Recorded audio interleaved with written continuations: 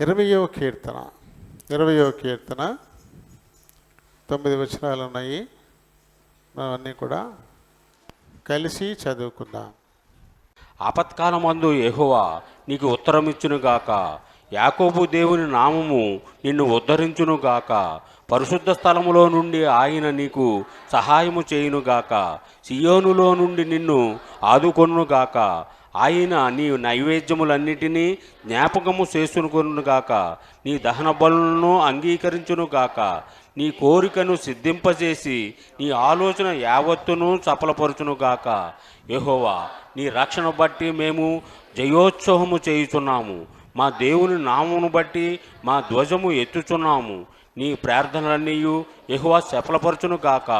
యెహోవా తన అభిషక్తుని రక్షించునని నాకిప్పుడు తెలియను. రక్షణార్థమైన దక్షిణ హస్తబలము చూపును. రక్షణార్థమైన తన దక్షిణ హస్తబలము చూపును. తన పరిశుద్ధ ఆకాశములో నుండి అతనికి ఉత్తరమిచ్చును. కొందరు రథములను బట్టియు కొందరు గుర్రములను బట్టియు అతిశయపడుదురు. మనమైతే మన దేవుడైన యెహోవా నామమును బట్టి అతిశయపడుదము. వారు కృంగి నేల మీద పడి ఉన్నారు. మనము లేచి చక్కగా నిలుచుచున్నాము. యెహోవా రక్షించుము. మేము మొర్ర పెట్టినప్పుడు రాజు మాకు ఉత్తరమిచ్చును గాక. ఆమెన్. దేవుడి పరిశుద్ధ వాక్యం దీవించును గాక. ఆమెన్. ప్రార్థన చేసుకుందాం. ప్రేమ కలిగిన మా ప్రియపరలో తండ్రి, పరిశుద్ధుడైన దేవ, సర్వోన్నతుడైన తండ్రి, సర్వ సృష్టికి ఆధార సంభూతుడా, మార్పులేని మా తండ్రి, మా రక్షకుడా, విమోచకుడా, నిన్న నేడు నిరంతరం ఒకే రీతిగా ఉన్న దేవ, వాగ్దానం చేసిన తండ్రి, స్తోత్రాలు, వందనాలు. గత పునరుద్ధాన దినం నుండి ఈ పునరుద్ధాన దినం వరకు నన్ను మమ్మల్ని అందరినీ మీ సజీవమైన రెక్కల చాటున పదిలపరిచి ఇంతవరకు మీరు సహాయం చేసి పాటల ద్వారా మహిమ పొందిన దేవా, స్తోత్రాలు, వందనాలు, స్తుతులు. ఎంతోమంది ప్రభా ఈ దినాన్ని నాయన తండ్రి దేవ చూడకుండా నాయన లోకను విడిచిపెట్టి వెళ్ళిపోయిన వారు కానీ వారు లోకను వలె చేయకుండా మమ్మలను నాయన నీ యొక్క దక్షిణ హస్తంతో ఆదుకుంటున్న దేవుడు, శాశ్వతమైన ప్రేమతో ప్రేమించి నీ సన్నిధిలో ఈ రీతిగా ప్రభా ప్రార్థించుకోవడానికి ప్రభా నేను కనపరచడానికి మీరు చూపిన దయను బట్టి మీకే మరి ఒకసారి వందనాలు, స్తోత్రాలు, స్తుతులు చెల్లించుకుంటున్నాను తండ్రి. ఈ దినము చదవబడిన లేఖన భాగాన్ని బట్టి వందన కీర్తన గ్రంథం 20వ అధ్యాయము నాయన ఈ యొక్క వాక్యం ద్వారా నాకు మాకు మీరు ఏమైతే నాయన వాక్యాలు నాయన తండ్రి నీ దాసుల ద్వారా మాకు బయలుపరుస్తున్నారో ప్రభా, మీరే నాయన నీ బిడ్డలను నిలబెట్టుకొని నీ యొక్క ఆత్మశక్తితో, ఆత్మీయ బలంతో, ఆత్మీయ జ్ఞానము, ఆత్మీయ మర్మలు దయచేయమని అడుగుచున్నాం. ఈ యొక్క వాక్యములు మాకు దీవెనకరంగా ఉండేలానే సహాయం చేయండి. మమ్మల్ని సరి చేసుకోవడానికి ప్రభా నాయన నీ దాసుల ద్వారా మాట్లాడుతున్నందుకు వందనాలు, స్తోత్రాలు. ఈ యొక్క వాక్యము ప్రభా నాయన కార్యం చేసేలా సహాయం చేయండి. కూడొచ్చిన బిడ్డలందరినీ దీవించి ఆశ్రద నీ కృపను చూపించుకొని నీకే స్తుతి ఘనత ఆరోపించుకుంటూ యేసయ్య ప్రశస్తమైన నామములో వేడుకుంటూ ప్రార్థిస్తున్నాను తండ్రి. ఆమేన్. జనుడు ఆశీర్వాదం గారు ఉన్నారు. మరి ఈ ఆదివారం మరి మనతో పాటు దేవుని సన్నిధిని మరి పంచుకోవాలని ఆశపడుతున్నారు. మరి ఈ సమయాన్ని మరి మనం ఆయనకి అప్పగిస్తా ఉన్నాం. Praise lord. హల్లెలూయా. మన ప్రభు అయిన యేసుక్రీస్తు నామములో దేవుని బిడ్డలైన మీ అందరికీ శుభాభివందనాలు, స్తోత్రాలు. ఈరోజు మీ మధ్యలో ఉండటం నిజంగా చాలా సంతోషం, చాలా ఆనందిస్తున్నాను.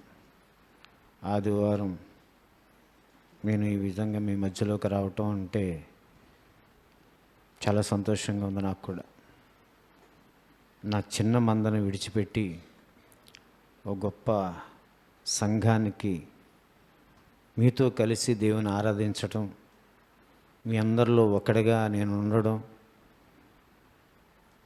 రాజుగారు నన్ను ప్రేమించి మీ మధ్యకి నన్ను తీసుకురావటం, ఇది నిజంగా చాలా సంతోషించవలసిన విషయం.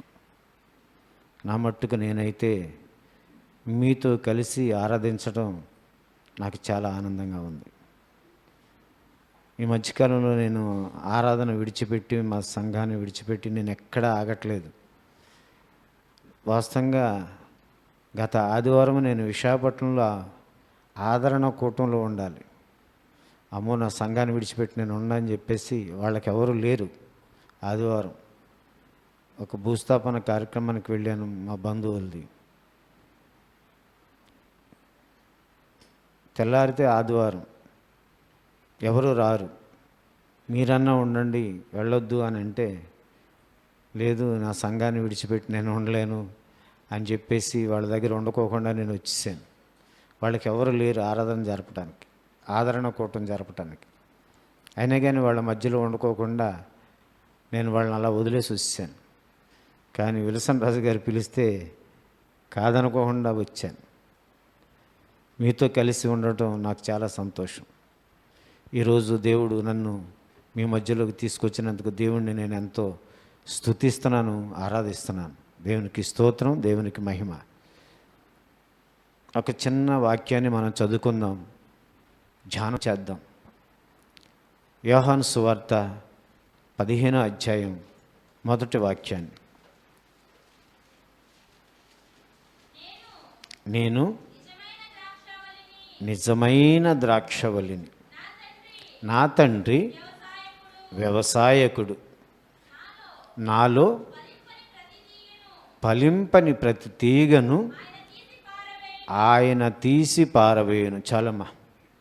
ఇక్కడ ప్రభు అయిన యేసుక్రీస్తు చెప్తున్న మాట,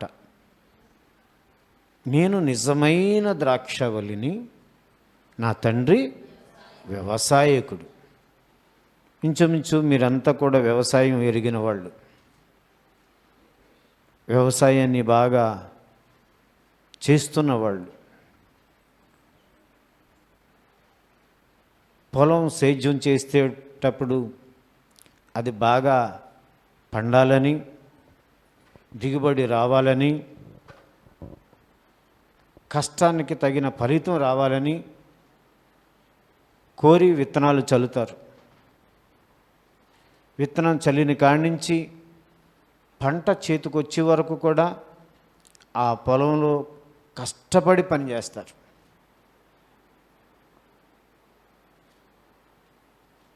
దాని ఫలితం వచ్చే వరకు కూడా శ్రమని, చెమటని కార్చి కష్టపడతారు.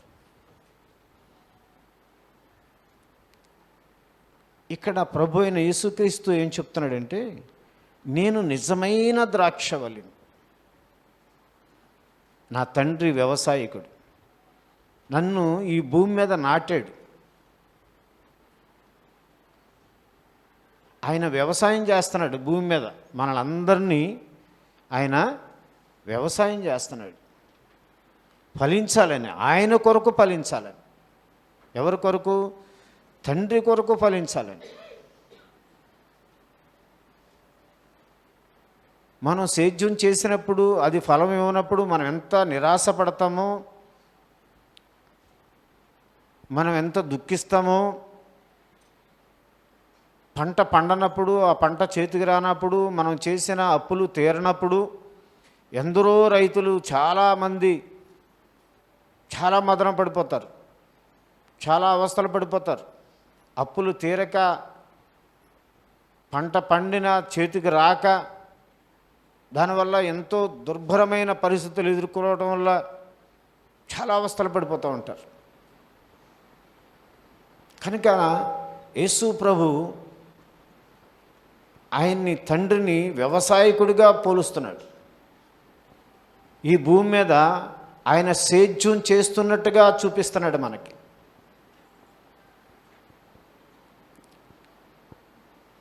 యెషయా గ్రంథంలో 5వ అధ్యాయంలో 2వ వాక్యంలో మనం చూసినట్టయితే అక్కడ ఆయన సేద్యం చేస్తున్నాడంట. ఆయన దానిని బాగుగా త్రవ్వి, రాళ్లను ఏరి, అందులో శ్రేష్టమైన ద్రాక్ష తీగల్ని నాటించాడటండి. భూమిని శ్రేష్టమైన భూమిగా సదును చేశాడంట. రాళ్ళన్నీ ఏరి పారేశాడంట. ఆయన శ్రమ పడుతున్నాడు దేవుడు. ఎక్కడ మనకి ఆ వాక్యంలో దేవుడు శ్రమ పడుతున్నట్టుగా కనపడుతుంది. సేద్యం చేసే ప్రతి రైతు శ్రమ పడుతున్నాడు. ఇక్కడ తండ్రి కూడా ఆ భూమి మీద తను శ్రేష్టమైన భూమిగా చేస్తున్నాడు. రాళ్ళన్నీ ఏరాడు. చదువు నాన్న. ఆయన దానిని బాగుగా త్రవ్వి రాళ్ళన్నీ ఏరాడంట. అందులో శ్రేష్టమైన ద్రాక్ష తీగలను నాటించాడండి.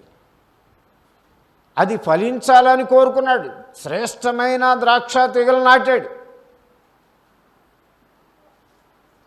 చాలా నీట్గా దాన్ని సదును చేశాడు.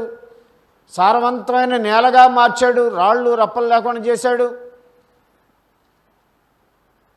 తగిన సమయం అందు కలుపు తీశాడు. అవన్నీ ఎరువు వేశాడు. అన్నీ చూసుకున్నాడు. అన్నీ జాగ్రత్త చేశాడు. అన్నీ చూసుకున్నాడు.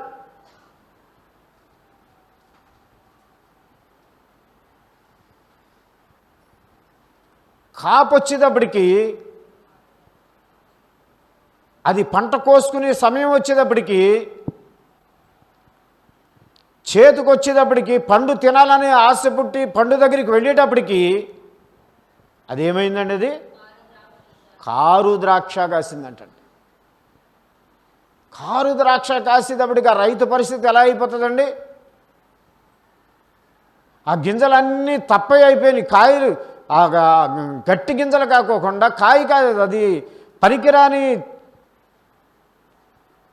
తూకం లేని ధాన్యం అయిపోయింది అనుకోండి. అది ఎందుకు పనికిరాని ధాన్యం అయిపోయి తేలా, అది ఏమంటారు దాన్ని, కాయ ధాన్యం అయిపోయింది. తూకం అది సలువు లేనిది, పనికిరాంది, విలువ లేనిది. ఆ రైతు పరిస్థితి ఏంటి?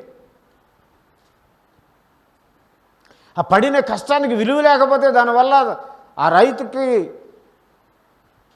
రైతు పడ్డ కష్టానికి విలువేంటి? తండ్రి మన మీద పెట్టిన ఆయన పడ్డ కష్టానికి విలువ మనం ఎలా చూపిస్తున్నాం? మనం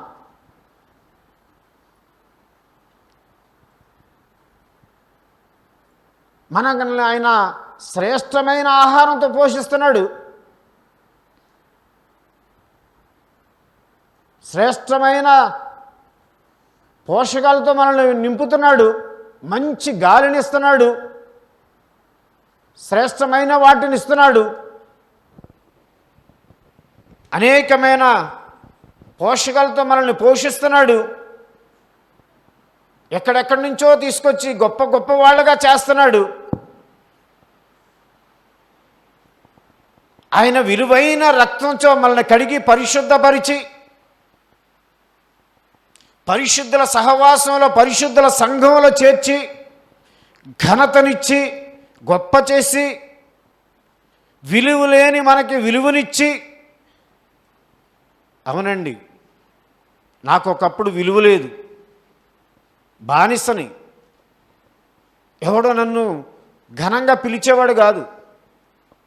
కానీ ఇప్పుడైతే ఒక ఘనమైన పేరుంది, విలువ ఉంది. ఎక్కడికి వెళ్ళినా అయ్యగారని పిలిచే ఒక మర్యాద ఉంది. అప్పుడు నాకు మర్యాద లేదు, ఘనత లేదు, విలువ లేదు. విలువ లేని వాడిని నేను ఎవరిని? విలువ లేని వాడిని. విలువ పెట్టి కొన్నాడు నన్ను. ఆయన రక్తాన్ని కార్చి విలువ పెట్టి కొన్నాడు నన్ను. ఇప్పుడు నేను ఆయన కొరకు విలువ పెట్టి కొన్న నన్ను నేను ఆయన కొరకు ఏదైనా చేయడానికి సిద్ధపడాలి. నేను ఆయన ఏం చెప్తే అది చేయడానికి నేను సిద్ధపడాలి. ఆయన ఎక్కడికి వెళ్ళమంటే అక్కడికి వెళ్ళాలి. ఏం చేయమంటే అది చెయ్యాలి. ఎలా చెప్తే అలాగే చేసేటట్టుగా సిద్ధపడాలి. నేను ఏం చెప్తే అలాగే చేసేటట్టుగా, ఆ మాట ప్రకారమే నడుచుకునేటట్టుగా ఉండాలి. అది ఆయన కోరుకునేది వ్యవసాయకుడు. మంచి ద్రాక్షావల్లిగా ఉండాలంటే, మంచి ద్రాక్షాలు కాయాలంటే ఆ తండ్రి కోరుకున్నట్టుగా మనం నడవాలి. ఆ తండ్రి ఆశించినట్టుగా, ఆ తండ్రి కోరుకున్నట్టుగా ఆయన్ని ఆరాధించేవారుగా మనం ఉండాలి. ఆయన్ని ఘనపరిచేవారుగా మనం ఉండాలి. ఆయన్ని కీర్తించేవారుగా మనం ఉండాలి. ఆయన్ని గొప్ప చేసేవారంగా మనం ఉండాలి. ఎక్కడికి వెళ్ళినా అతను నా కుమారుడు అని అనిపించుకునేటట్టుగా మన నడవడిక ఉండాలి, మన ప్రవర్తన ఉండాలి, మన ఆలోచనలు ఉండాలి, మన బుద్ధి ఉండాలి. బైబిల్లో ఒక అతను ఉన్నాడు, అతను గాడిదలు కాసుకునేవాడు. ఎవరండి? గాడిదలు కాసుకునేవాడు. అతన్ని దేవుడు నా మాట వింటాడు, నేను చెప్పినట్టు నడుచుకుంటాడు, ఈ గాడిదలు కాసుకునేవాడిని తీసుకొచ్చి రాజును చేస్తే నేను చెప్పినట్టుగా వింటాడని చెప్పేసి ఇశ్రాయేలు ప్రజలందరి మీద అతను ఒక రాజును చేశాడండి దేవుడు. ఎక్కడి నుంచి తీసుకొచ్చాడండి అతన్ని? గాడిదలు కాసుకునే చోటు నుంచి ఇశ్రాయేలు సర్వ సమాజం మీద ఒక గొప్ప రాజును చేసేసాడండి.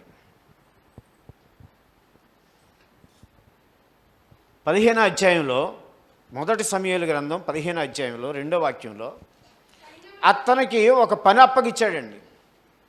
అతనికి ఏం చేశాడండి? ఒక పని అప్పగిచ్చాడు. ఆ పని చేసుకు రమ్మన్నాడు.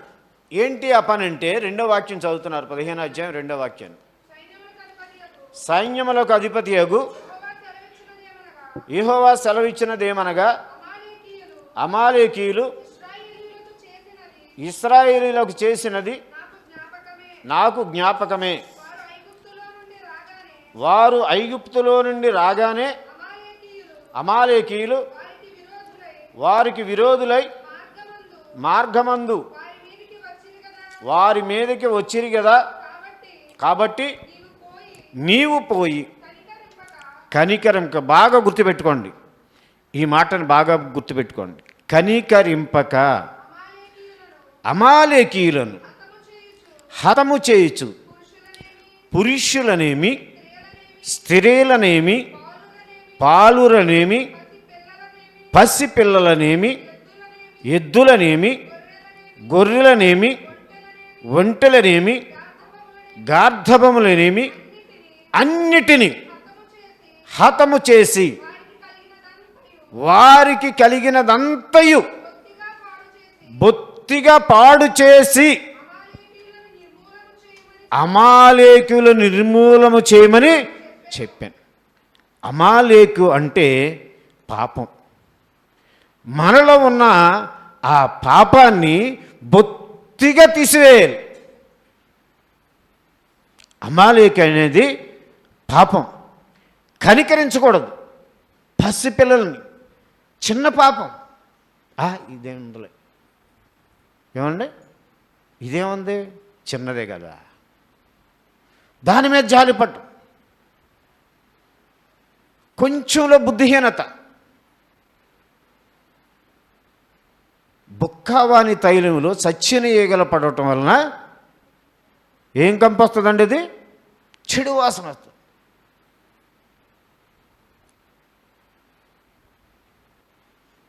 మన విశ్వాస జీవితంలో చెడు వాసన, చచ్చిన ఈగల పడితే. ఇక్కడ దేవుడు కనికరించొద్దన్నాడు.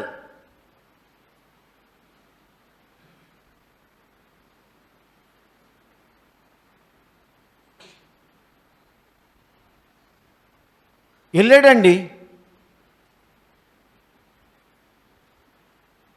కొన్ని వాటిని చంపాడు, కొన్ని వాటిని బతకనిచ్చాడండి.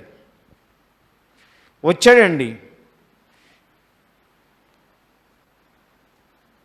11వ వాక్యం చదువమ్మా. సౌలు నన్ను అనుసరింపక వెనుక తీసి నా ఆజ్ఞలను గైకొనకపోయెను గనుక అతనిని రాజుగా నిర్ణయించినందుకు నేను పశ్చాత్తాపడుచున్నాను. చూడండి, మన విశ్వాస జీవితంలో దేవుడు వ్యవసాయకుడు సేద్యం చేసిన శ్రేష్టమైన ద్రాక్షవల్లిని తీసుకొచ్చి నాటిన ఆ తండ్రి నన్ను అనుసరించలేదు, కారు ద్రాక్షాలు కాశాడు. ఇక్కడ ఎంత బాధపడుతున్నాడంటే, అతన్ని నేను రాజుగా అభిషేకించి తీసుకొచ్చి నా ప్రజల మీద రాజుగా చేసినందుకు నేను చాలా పశ్చాత్తాపడుతున్నాను. మన విశ్వాస జీవితంలో మనం దేవునికి ఏ విధంగా దేవుని దగ్గర మనం ఉండగలుగుతున్నాం? మంచి ద్రాక్షవల్లిగా మనం ఉండగలుగుతున్నామా? కనికరింపక మనలో ఉన్న పాపాన్ని అన్నిటినీ నాశనం చేశామా? పూర్ణ హృదయంతో, పూర్ణ ఆత్మతో, పూర్ణ బలంతో మీ దేవుడైన యెహోవాను ఆరాధించగలుగుతున్నావా? విలువ పెట్టి కొనబడిన వారం మనం.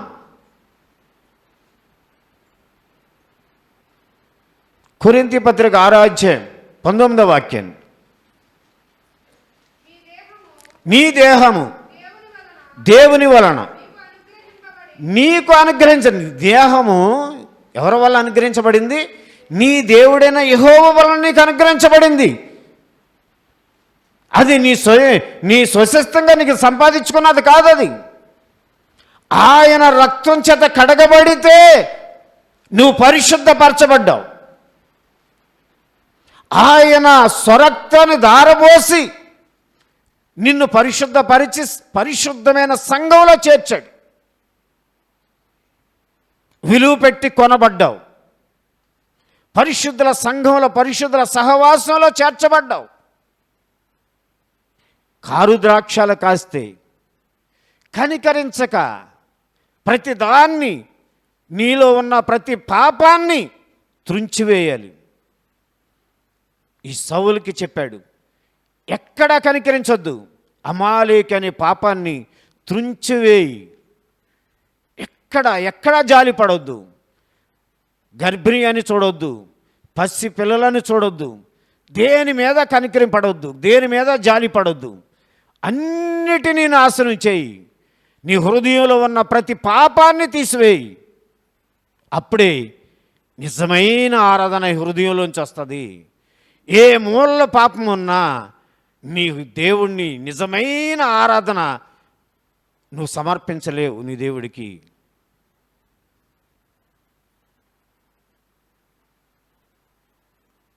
పాపం నీ దేవుడి దగ్గరికి రానివ్వకుండా అడ్డుకుంటుంది. తిరుగుబాటు అనే మూర్ఖత దేవునికి నీకు అడ్డుగా నిలబడుతుంది. దేవుడు పశ్చాత్తాపడుతున్నాడు. సౌలు నన్ను అనుసరింపక వెనక్కు తీసి నా ఆజ్ఞలను గైకొనకపోయాను. ఏ ఆజ్ఞలు? దేవుడిచ్చిన ఆజ్ఞల్ని ఆయన గైకొనలేదు.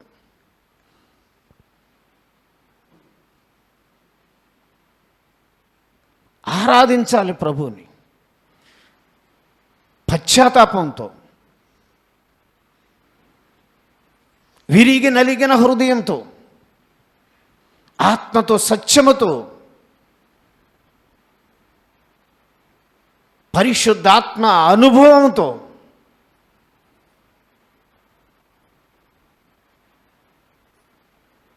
కారు ద్రాక్షలు కాస్తే అవి చేదైపోతే తండ్రికి ఇష్టమైనయా? నీ హృదయంలో పాపాన్ని ఉంచుకొని నేను దేవుణ్ణి ఆరాధిస్తున్నాను అంటే అది దేవునికి ఇష్టమైనదా? 17వ వాక్యం. అందుకు సమూయేలు నీ దృష్టికి, బాగా వినండి, ఇక్కడ వాక్యాన్ని బాగా అర్థం చేసుకోండి. నీ దృష్టికి నీవు అల్పుడుగా ఉన్నప్పుడు ఇశ్రాయేలీయుల గోత్రములకు శిరస్సు వైతివి. యెహోవా నిన్ను ఇశ్రాయేలు మీద రాజుగా అభిషేకించును. సంఘంలో నిన్ను పరిశుద్ధపరిచి ఆయన రక్తం చేత కడిగి పరిశుద్ధపరిచి సంఘంలో చేర్చి నిన్ను ఘనపరిచిన దేవుడు. మరియు యెహోవా నిన్ను సాగనంపి నీవు పోయి పాపాత్ములైన అమాలేకీలను నిర్మూలము చేయుము.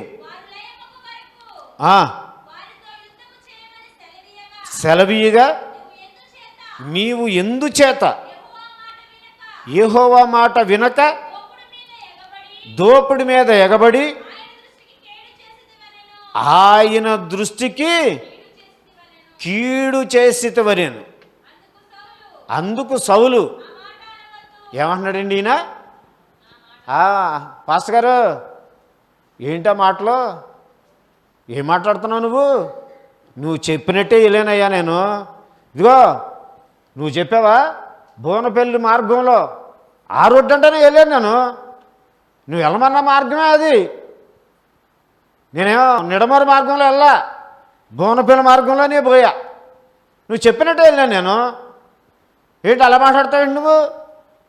నేను అలాగే వెళ్ళాను నేను. అంటే బలేటాడు నువ్వు. నేను వేరే మార్గంలో పోలా, నువ్వు చెప్పిన మార్గంలోనే పోయా అని అన్నాడండి పాస్టర్ గారు. ఎలా మాట్లాడుతున్నాడు చూసారా? దేవుడు చెప్పింది ఏంటండి? కనికరించొద్దు అన్నాడు, ఎవరిని విడిచిపెట్టొద్దు అన్నాడు, ఎవరిని మిగల్చొద్దు అన్నాడు, బొత్తిగా నాశనం చేసే అన్నాడు. ఈయన ఇక్కడ ఏమంటున్నాడు? నువ్వు చేసిన పని ఏంట్రా? బలేటోడు పాస్టర్ గారు నువ్వు నాకు చెప్పినట్టే చేశాను నేను. మరి ఈ అరుపులు రంకెలు ఏంట్రా? బలేటోడు అయ్యా, నీ దేవుడని యెహోవాకి బలిద్దామని తెచ్చామయ్యా. మాట వినుట శ్రేష్టమా, బలులు అర్పించడం శ్రేష్టమా? దేవుడికి చెప్పిన మాట చెప్పినట్టు చేయటమే శ్రేష్టం. ఎదురు చెప్పడం కాదు కావాల్సింది, దేవుడికి ఎదురు చెప్పడం కాదు, దేవుడి మాట వినటం శ్రేష్టం. దేవుడి దగ్గర చేతులు కట్టుకుని నిలబడటమే శ్రేష్టం. ఆయన ఏం చెప్తాడో అని ఆలకించడమే శ్రేష్టం. సమూయేలు బాలుడిగా ఉన్నాడు. ఆ కాలంలో దేవుని వాక్కు వినబడడం అరుదు.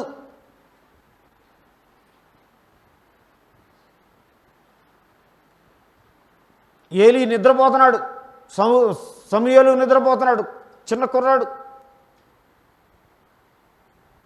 వాడికి అంత జ్ఞానం కూడా లేదు పాపం, దేవుడు వాక్యం ఏంటో తెలియదు పాపం.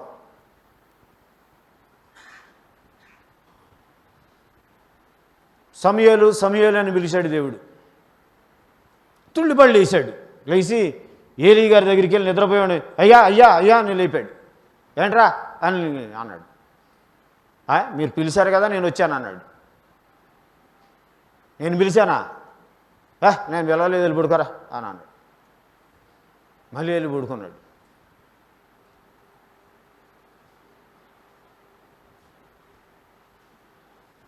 మళ్ళీ పిలిచాడు దేవుడు, సమూయేలు సమూయేలు అని. మళ్ళీ లేచాడు, మళ్ళీ వెళ్ళి అయ్యగారి దగ్గర నిలబడ్డాడు. అయ్యగారు పిలిచారు కదా నేను వచ్చాను అన్నాడు చేతులు కట్టుకుని. నేను పిలవలేదురా, నువ్వు వెళ్ళి పడుకో, ఆత్మాన్ని నన్ను విసికెత్తున్నావు, నువ్వు నా నిద్ర అంతా పాడు చేస్తున్నావు, ఏంట్రా నువ్వు కలవట్లాడుతున్నావు ఏంట్రా అని అన్నాడు. మళ్ళీ వెళ్ళి పడుకున్నాడు. మళ్ళీ దేవుడు పిలిచాడు, సమూయేలు సమూయేలు అని. సరే మళ్ళీ గబగబాలి వెళ్ళి మళ్ళీ వెళ్ళి నిలబడ్డాడు. అయ్యగారో పిలిచారు కదా వచ్చాను అని చేతులు కట్టుకుని నిలబడ్డాడు. అప్పుడు గుర్తొచ్చింది ఏలీ అయ్యగారికి, రేయ్ నేను పిలవలేదు కానీ ఇప్పుడు నువ్వు వెళ్ళి పడుకుని నీ దాసుడు ఆలకిస్తున్నాడని చెప్పు అని చెప్పేసి సమూయేలుకి ఒక హితబోధ చేశాడు. చూసారా ఎంత అలర్ట్గా ఉన్నాడో సమూయేలు. దేవుడు పిలిస్తే ఎంత వినయం విధేయత.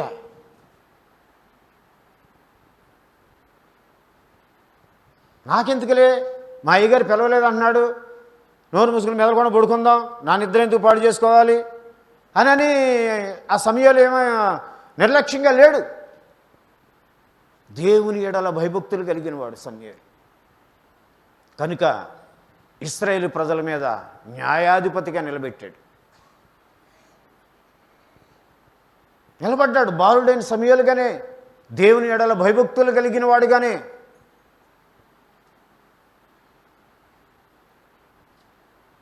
దేవునికి ఇష్టడైన వాడుగానే చిన్నతనంలోనే దేవుని స్వరాన్ని ఆలకించాడు. పిలిచినప్పుడల్లా పలికాడు. నిద్రలోనే లేచి దేవుని ఎడల విధేయత కలిగి భయభక్తులు కలిగి చేతులు కట్టుకుని నిలబడ్డాడు. స్వరాన్ని విన్నాడు. పిలిచినప్పుడల్లా పలికాడు. పిలిచినప్పుడల్లా తిగ్గున లేచాడు, నిలబడ్డాడు. ఎంతో ఆసక్తి కలిగి దేవుని స్వరాన్ని గైకొన్నాడు. కానీ సౌలు అంటున్నాడు, నువ్వు చెప్పిన మార్గంలోనే వెళ్ళాను అంటున్నాడు. కానీ చెప్పిన పని చేశాడా? తిరుగుబాటు చేశాడు. నువ్వు చెప్పిన పనే చేశానయ్యా, నువ్వు చెప్పినట్టే చేశానయ్యా, కానీ ఆ రాజుని తీసుకొచ్చానయ్యో, ఆయన చూపించడానికి తీసుకొచ్చా, రాజును బంధించి తీసుకొచ్చా. నీ జనులు నీ దేవుడికి బలిచ్చడానికి బలిసిన ఆవుల్ని, ఎద్దుల్ని, గొర్రెల్ని తీసుకొచ్చాం. నీ దగ్గర ఉన్న డబ్బులు దేవుడికి కానుకివ్వలేవు, కానీ పక్కోడు ఎవరైనా సంద ఇస్తే అప్పుడు చప్పట్లు కొడతావు. నీ ధనాన్ని దేవుడికి ఖర్చు పెట్టలేవు. నీ దగ్గర ఉన్న ఆవుల్ని, గొర్రెల్ని దేవుడికి బలి ఇవ్వలేవు, రాజు కదా. నీ సొమ్ము ఖర్చు అవ్వకూడదు. దేవుడిచ్చిన దాంట్లోంచి దేవుడికి ఇస్తే నీ సొమ్ము తరిగిపోతూ ఉంటుంది. జాగ్రత్త. దేవుణ్ణి ఆరాధించే విషయంలో అన్ని విషయాల్లో నేనే ముందుండాలి, అన్ని విషయాల్లో ముందుండాలి. గాడిదలు కాసుకుంటున్న ఒక వ్యక్తిని తీసుకొచ్చి గొప్పవాడిని చేశాడు. ఎందుకు పనికిరాని నన్ను తీసుకొచ్చి ఆయన సన్నిధిలో ఆయన నిలబడే పులిపీఠ మీద నన్ను నిలబెట్టాడు దేవుడు. ఏ ఘనత లేదు నాకు, ఏ అర్హత లేదు నాకు, ఏ యోగ్యత లేదు నాకు. ఎక్కడికి వెళ్ళినా నేను సాక్ష్యం చెప్పాలి, నా స్థితిని నేను చెప్పుకోవాలి. నా స్థితి ఇది, నేను పనికిరాని వాడిని, పనికొచ్చే పాత్రగా నన్ను చేశాడు దేవుడు. అది నేను చెప్పకపోతే నాకు అర్హత లేదు, నాకు యోగ్యత లేదు, నాకు కట్టుకోటానికి వస్త్రం లేనప్పుడు వస్త్రం ఇచ్చాడు. ఇది రాజవస్త్రం, యాజక వస్త్రం.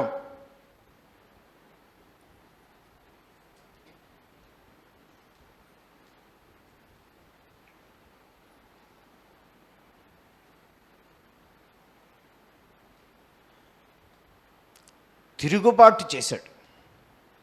చదవండి 22వ వాక్యాన్ని చదవండి. అందుకు సమూయేలు తాను సెలవిచ్చిన ఆజ్ఞను ఒకడు గైకొనుట వలన యెహోవా సంతోషించినట్లు ఏమిచ్చినట్టు తాను సెలవిచ్చిన ఆజ్ఞను ఒకడు గైకొనుట వలన యెహోవా సంతోషించినట్లు ఒకడు దహన బలులను అర్పించుట వలన ఆయన సంతోషించున. దహన బలులను అర్పించుటలో ఆయన సంతోషించట్లేదండి. ఆయన మాట విని ఆయనలో ఫలించాలని సంతోషిస్తున్నాడు.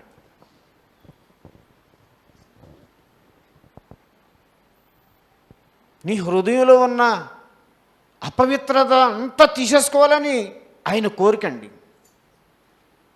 చిన్నదైనా సరే పాపాన్ని తీసేసుకోవాలని సంతోషిస్తున్నాడండి.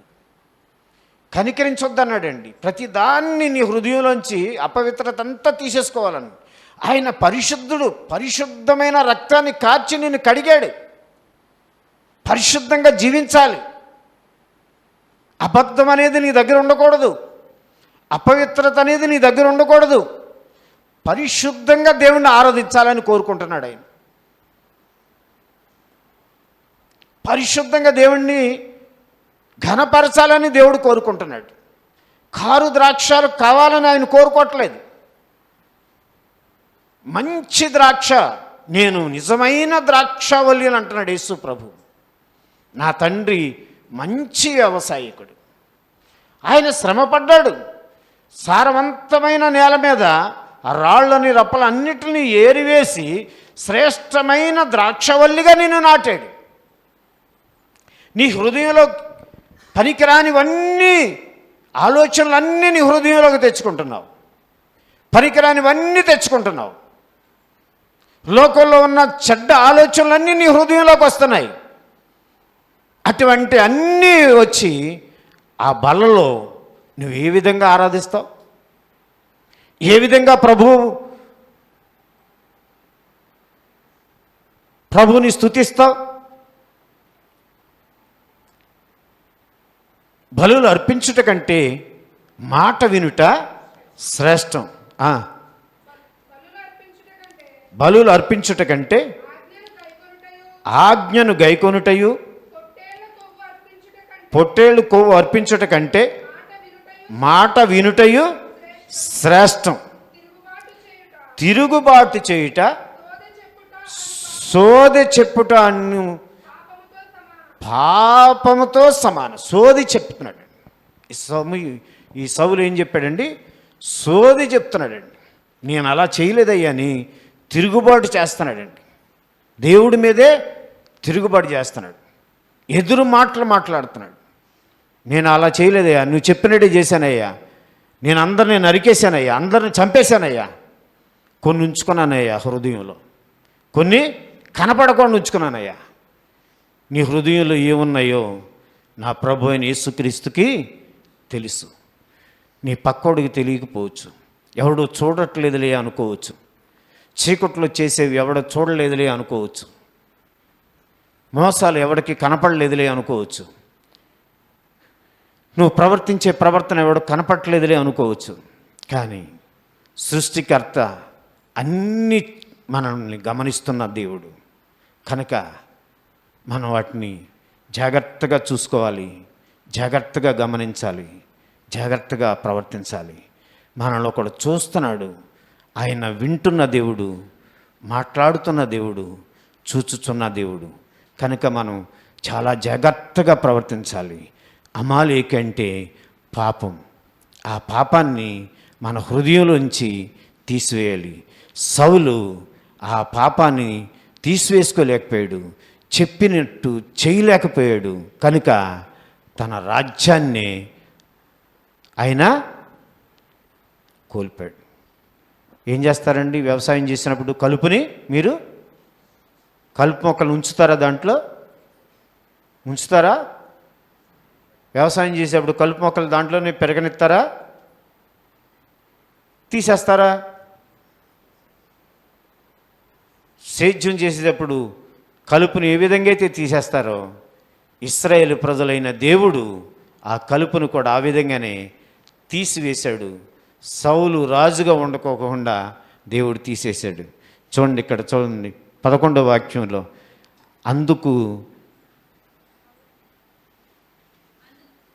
11వ వాక్యాన్ని మరొకసారి చదవమ్మా. సౌలు నన్ను అనుసరింపక వెనుక తీసి నా ఆజ్ఞను గైకొనకపోయాను గనుక అతనిని రాజుగా నిర్ణయించినందుకు నేను పశ్చాత్తాపడుచున్నాను. అందుకు సమూయేలు కోపావేశుడై రాత్రి అంతయు యెహోవాకు మొరపెట్టుచుండెను. దైవజనుడు మన విషయంలో దేవుడి దగ్గర మొరపెట్టేవాడుగా కనపడుతున్నాడు. మనం తప్పిపోతున్న విషయంలో దైవజనుడు పశ్చాత్తాపంతో దేవుని దగ్గర పెనుగులాడేవాడుగా కనపడుతున్నాడు. మన ప్రవర్తన విషయంలో దైవజనుడు మనకి దేవుడికి మధ్యలో మధ్యవర్తిగా మనం పక్కకు తొలుగుతున్నామంటే, లేకపోతే దేవుని దగ్గర మన పాపాల విషయంలో, మన అపరాధాల విషయంలో దేవుడికి మనకి మధ్యలో మధ్యవర్తిగా దేవునితో పోరాడేవాడిగా కనపడుతున్నాడు. పెనుగులు ఆడుతున్నాడు. రాత్రంతా పోరాడాడు దేవుడితోటి, బ్రతిమలాడుతూనే ఉన్నాడు దేవుడితోటి. దైవజనుడు విశ్వాసకి దేవుడికి మధ్యలో అనుసంధానకర్తగా, అయ్యా కరుణించయ్యా, తన పాపాన్ని పరిహరించయ్యా, అయ్యా దాన్ని స్వస్థపరిచయ్యా, అయ్యా తను బాగు చేయయ్యా, తను కరుణించయ్యా, తను కాపాడయ్యా, తన పాపాన్ని పరిహరించయ్యా, తను బాగు చేయని దైవజనుడు బలిపీఠం దగ్గర ఉండి దేవుణ్ణి మొరపెట్టేవాడుగా కనపడుతున్నాడు. సమూయేలు సౌలు విషయంలో దేవుడి దగ్గర పశ్చాత్తాపంతో మొరపెడుతూనే ఉన్నాడు. ఎన్ని సంవత్సరాలు మొరపెట్టాడో తెలియదు సమూయేలు.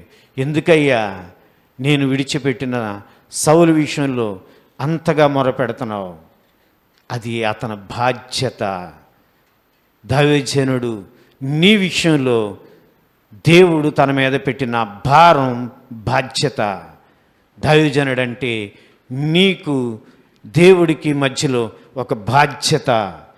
ఎంతగా విలపిస్తాడంటే అంతగా బలిపీఠం దగ్గర విలపించి ప్రార్థించడమే దైవజనుడు బాధ్యత. దైవజనుడి మీద అంత బాధ్యతను పెట్టాడు దేవుడు. సమూయేలు సౌలు విషయంలో అంతగా మొరపెట్టాడు, అంతగా విలపించాడు, అంతగా ప్రార్థించాడు. అయినా అతని విషయంలో దేవుడు కరుణ చూపలేకపోయాడు.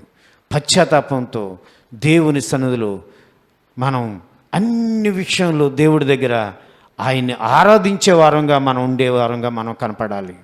17వ అధ్యాయం యోహాను సువార్త 17వ అధ్యాయం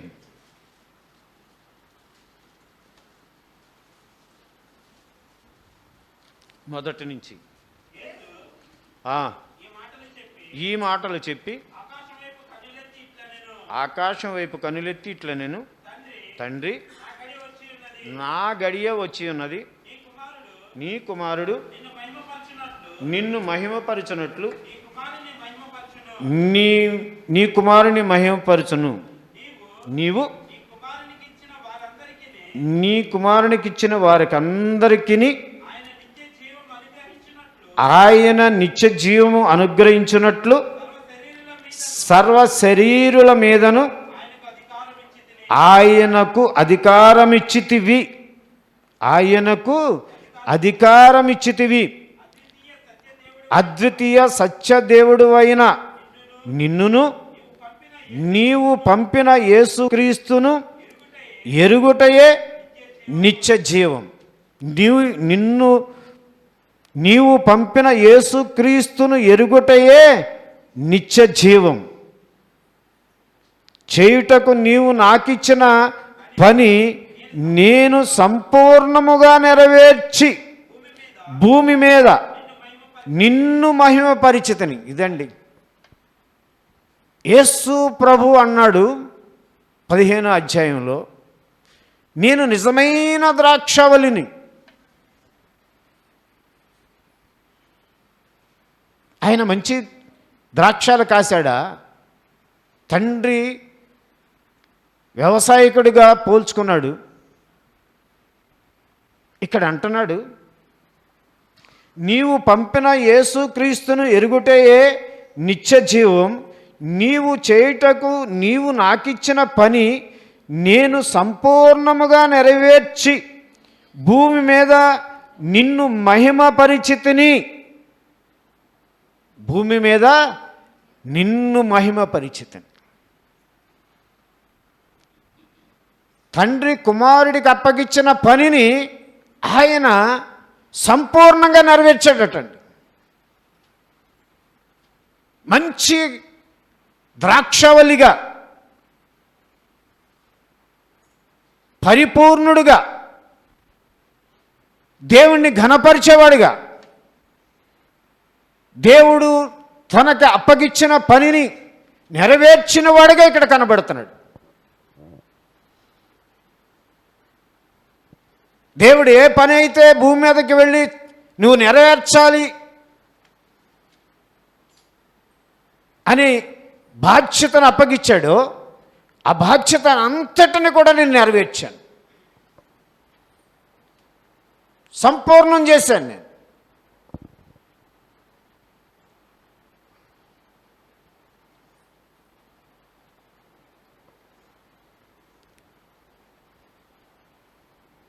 నా బాధ్యతలు నేను ఎక్కడ కూడా విస్మరించలేదు, నేను ఎక్కడ కూడా తప్పిపోలేదు.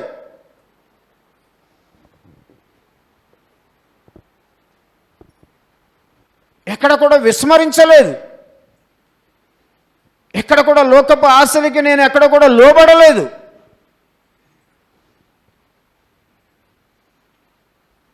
ఎక్కడ కూడా నీ మాటకి ఎదురు చెప్పలేదు. అన్ని విషయాల్లో కూడా నీకు ఘనత వచ్చేటట్టుగానే చేశాను. నీ మహిమని భూమి మీద కనపరిచాను, నేను సంపూర్ణం చేశాను. నేను నీ కొరకు భూమి మీద ప్రజల్ని సిద్ధపరిచాను. నేను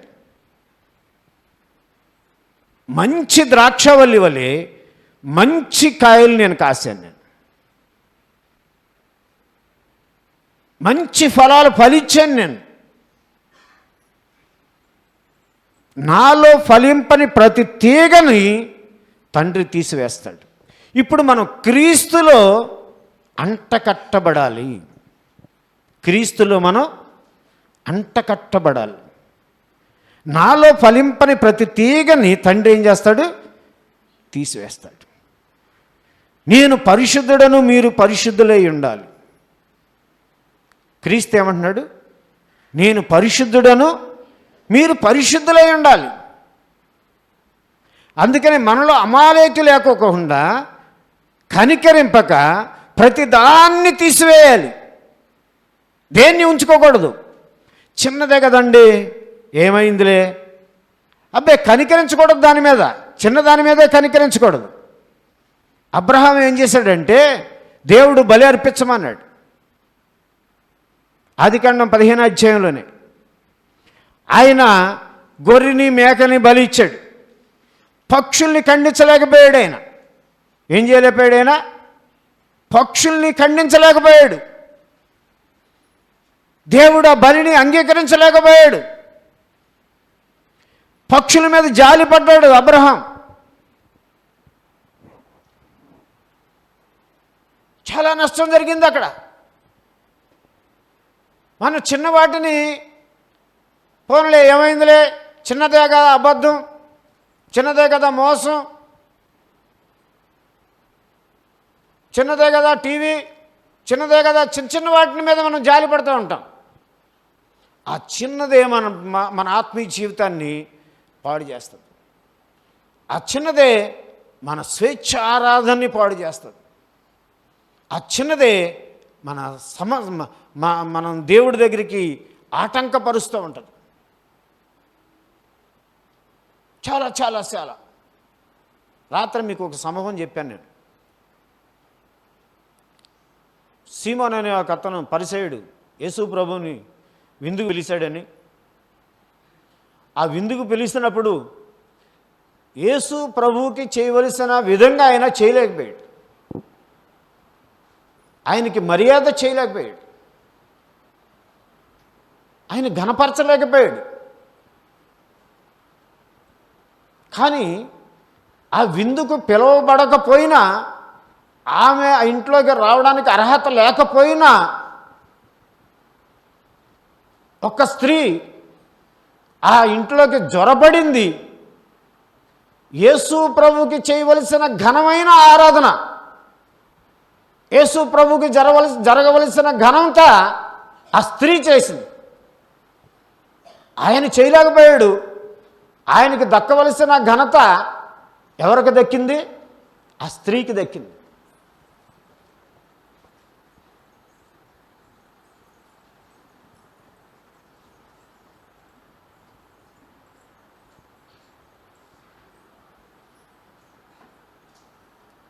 ఎవరికి దక్కాలి ఘనత? పిలిచిన వాడికి దక్కాలి ఘనత. నీ ఇంటికి పిలిచినప్పుడు సేవకుని ఎదుర్కొని, సేవకుని మర్యాద చేసి, తాగడానికి మంచినీళ్ళు ఇచ్చి, కడగడానికి కాళ్ళకి నీళ్ళు ఇచ్చి, లోపలికి ఆహ్వానించి, మర్యాదతో మాట్లాడి, నీ ఇంటి సమస్యలు చెప్పుకొని దగ్గర సంబంధాన్ని ఏర్పరచుకుని నీకున్న కష్ట సుఖాలు దేవుని సేవకుడితో మాట్లాడుకుంటే దగ్గర సంబంధం ఏర్పడుతుంది, ప్రార్థించడానికి అవకాశం కలుగుతుంది. దగ్గర సంబంధం ఏర్పడడం కాకుండా ప్రార్థించడానికి అవకాశం కలుగుతుంది. పిలిచిన తర్వాత దైవజనుడిని పట్టించుకోకపోతే నీ సమస్య ఏంటో దైవజనుడికి తెలియదు, నీకు దైవజనుడికి దగ్గర సంబంధం ఏర్పడడానికి అవకాశం ఉండదు, నీ స్వభావం ఏంటో దైవజనుడికి తెలియదు. ఆ విధంగానే ఈ సీమోన్ అనే వ్యక్తి దైవజనుడిని దేవుణ్ణి పట్టించుకోలేదు. పైగా అతను చేయవలసిన మర్యాద ఆ స్త్రీ చేస్తామంటే ఆమె పాపాత్మురాలు కదా, ఆయన ఎలా దగ్గరికి చారనిచ్చాడు? ఈ నింద ఒకటి మళ్ళీ ఆయన మీద వేశాడు. చూసారా ఎలా ఉందో అక్కడ నింద ఎవరి మీద మోతున్నాడు? ఘనపరచవలసిన వ్యక్తే యేసు ప్రభు మీద నింద మోపుతున్నాడు. మరలా పాపిని ఎలా దగ్గరికి రానిచ్చాడు? వీళ్ళైతే పాపుల్ని దగ్గరికి చేరినవారు, పాపులకి రక్షణ కలగనివారు.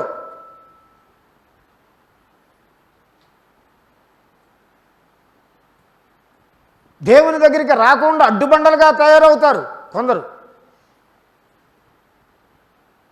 కానీ ఆమె అయితే దేవుణ్ణి మనస్ఫూర్తిగా ఆరాధించింది, హృదయపూర్వకంగా ఆరాధించింది, తన హృదయం తెరిచింది. నేను పాపిని, నన్ను కరుణించు ప్రభు అని విలువైన తన దగ్గరున్న ధనమంతా వెచ్చించి విలువైన అత్తరు తీసుకొచ్చి తన తల మీద పోసి ఆరాధన చేసింది. తన దగ్గరున్న ధనం వ్యాయం చేసింది. మనం ఎలా ఆరాధిస్తున్నాం? ఏమిచ్చి ఆరాధిస్తున్నాం మనం?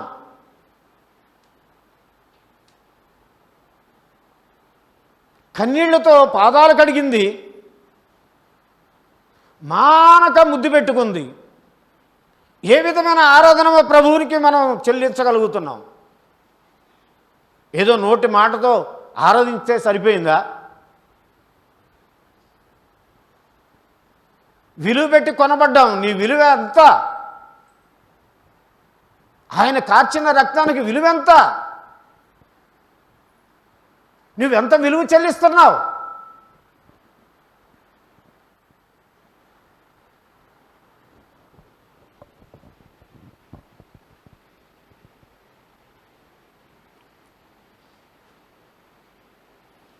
ఇంకా నీలో పాపమనే జాలి నీలో మూల మూల దాగి ఉందేమో ఒక్కసారి నిన్ను నువ్వే పరిశీలన చేసుకోవాలని ఒక్కసారి ఈ వాక్యం ద్వారా దేవుడు నిన్ను హెచ్చరిస్తున్నాడు. అమాలేకని పాపం నీ మూలను దాగుందేమో. ఎవరికి కనపడ్డు అమాలేకు? మూర్ఖత్వం. ఏముందండి అతనిలో? అమాలేకని మూర్ఖత్వం. ఆ మూర్ఖత్వాన్ని స్వభావం మన హృదయంలో దాగి ఉంటుంది. తిరుగుబాటు అనే స్వభావం. సౌలు తిరుగుబాటు చేశాడు దేవుడి మీద. నేను రాజుని, నేను ఒకరి మాట వినడం ఏంటి అనే స్వభావం. నేను రక్షించబడ్డాను, నా ఇష్టం, నాకు ఇంకేం పర్లేదు. కాదు కాదు కాదు కాదు ఆత్మతో సత్యముతో ప్రభువుని ఆరాధించాలి. నిన్ను నువ్వు తగ్గించుకోవాలి, నిన్ను నువ్వు పరిశీలన చేసుకోవాలి, నలగొట్టబడాలి, పరిశుద్ధపరచబడాలి ప్రతి దినము. అందుకని ఇక్కడ యేసు ప్రభు అంటున్నాడు, నేను నిజమైన ద్రాక్షవల్లి, నాలో అంటకట్టబడిని ప్రతి తీగను తీసి పారేస్తాడు తండ్రి. మనం క్రీస్తులు అంటగట్టబడాలి, పరిశుద్ధమైన తీగలుగా మనం మార్చబడాలి. ఆయనే నిజమైన ద్రాక్షవల్లి. ఆయనలో నిలిచి ఉందాం, ఆయన కొరకే మనం జీవిద్దాం. యుగ యుగాలు ఆయనతో ఉండేటాగా మనం నిజమైన ఆరాధన సమర్పణ కలిగి జీవిద్దాం. యేసు ప్రభు మనతో యుగ యుగాలు ఉండేలంటే, నిజమైన ఆరాధన అంటే అమాలేకనే మూర్ఖపు స్వభావాన్ని మనం చంపుకుందాం. పరిశుద్ధమైన జీవితానికి మనం స్వాగతం పలుకుదాం. తండ్రి మాటలు దీవించును గాక. Praise the Lord. నిర్గమకాండము 17వ అధ్యాయము 16వ వచనాన్ని మనం కలిసి చదువుకుందాం. అమాలేకీయులు తమ చేతిని యెహోవా సింహాసనమునకు విరోధముగా ఎత్తిరి గనుక యెహోవాకు అమాలేకీయులతో తరతరములకు యుద్ధమనెను. దేవుడి పరిశుద్ధ వాక్యం దీవించును గాక. ఆమేన్. చిన్న ప్రార్థన చెప్పుకుందాం. కనికర సంపన్నుడా, కృపా సత్య సంపూర్ణుడా, ఆది సంభూతుడా, అల్పయోమేఘయోనైన మా దేవ, వందనాలు, స్తోత్రాలు. అందుకు మరొక మారు మీ కృపాసన ఎందుకు వస్తున్నాం. మా వెనుకడిలోనికి తేబడిన లేఖనాన్ని దీవించండి. ఈ లేఖనాన్ని బట్టి దేనుడను బలహీనుడు ప్రభా, నేను మాట్లాడడానికి నిలబడబోతూ ఉన్నాను. నన్ను ఖాళీ చేయండి. మీ చిత్తానుసారమైన మాటలు నోట నింపి మీరే మాట్లాడుకుని మహిమ తెచ్చుకోండి. చేర్చబడిన వారందరూ కూడా కొద్ది సమయం తమ హృదయాలు చివరిని పరలోకపు గవిని వైపుకి ఎదురీకరించలేకుండా సహాయం చేయమని ప్రభువును మా రక్షకుడునైనా యేసునామని అడిగి వేడుకుంటున్నాను మా పరమ తండ్రి. ఆమేన్. Praise the lord. మరి మరొక మారు కృపాసన వద్దకు వస్తున్నాము. మరి చదవబడినటువంటి లేఖన భాగంలో తండ్రి అయిన దేవుడు ఒక జాతిని తరతరాలకు వారితో నాకు యుద్ధాలే, వారు నా శత్రువులే అంటూ తండ్రి అయిన దేవుడు ప్రకటించినటువంటి సందర్భాన్ని మనం ఇక్కడ చూస్తూ ఉన్నాం. ఇక్కడ అమాలేకీయులు ఎవరు? వీరు అమాలేకీయులు గురించి. ఎవరి అమాలేకీయులు? మనం తరచుగా ఈ అమాలేకీయుల పదాన్ని మనం వింటూ ఉంటాం. దేవుడు కూడా వీరిని ప్రేమించినటువంటి వాడు. ద్వితీయ ఉపదేశకాండంలోని 2వ అధ్యాయంలో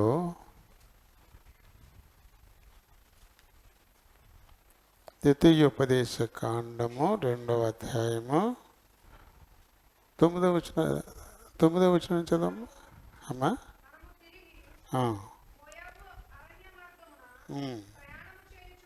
ప్రయాణము చేయుచుండగా యెహోవా నాతో ఇట్లా, నేను మోయాబీయులను బాధింపవద్దు, వారితో యుద్ధం చేయొద్దు, లోతు సంతానమునకు 6 దేశమును స్వాస్యముగా నేను ఇచ్చాను. అదొకటి. తర్వాత 6 వరకు వచ్చేసావా? 6 దాకా చదివి, 6వ వచనం దాకా చదివి. కనుక వారి భూమిలోనిది మూసేసావా? అదే నాయన చదివింది, కంటిన్యూ చేయమన్నా కదా. వారి భూమిలో ఏది నీకు స్వాస్యముగా ఇయ్యను,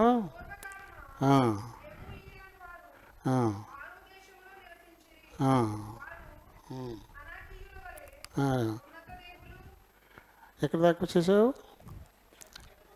వారి భూమిలోనిది ఒక అడుగైన మీకు ఏమైనా మీరు రోకలిచ్చి వారి యొద్ద ఆహారము కొని తినవచ్చును, రోకలిచ్చి వారి యొద్ద నీళ్లు సంపాదించుకొని తాగవచ్చును అని చెప్పి ఇక్కడ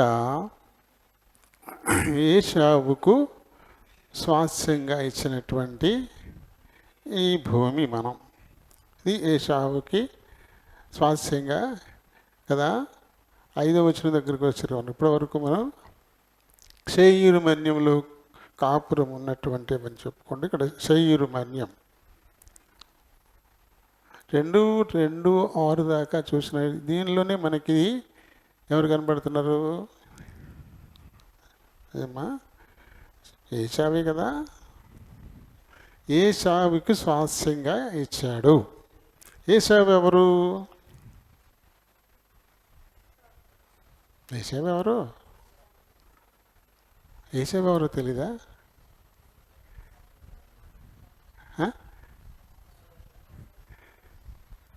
మొత్తం కన్ఫ్యూజన్ వచ్చేసింది మీకు. ఇస్సాకు కొడుకే కదా, యాకోబు ఏసావులు కవలలే కదా. ఏసావు అబ్రాహం గారికి మనవడే, ఇస్సాకు కొడుకే. అయితే యాకోబు ఇశ్రాయేలీయులు వారికి మూలం. అది వారిని దేవుడు ఎంపిక చేసుకున్నాడు. ఇస్సాకు దీవెనలన్నీ యాకోబుకే వచ్చాయి.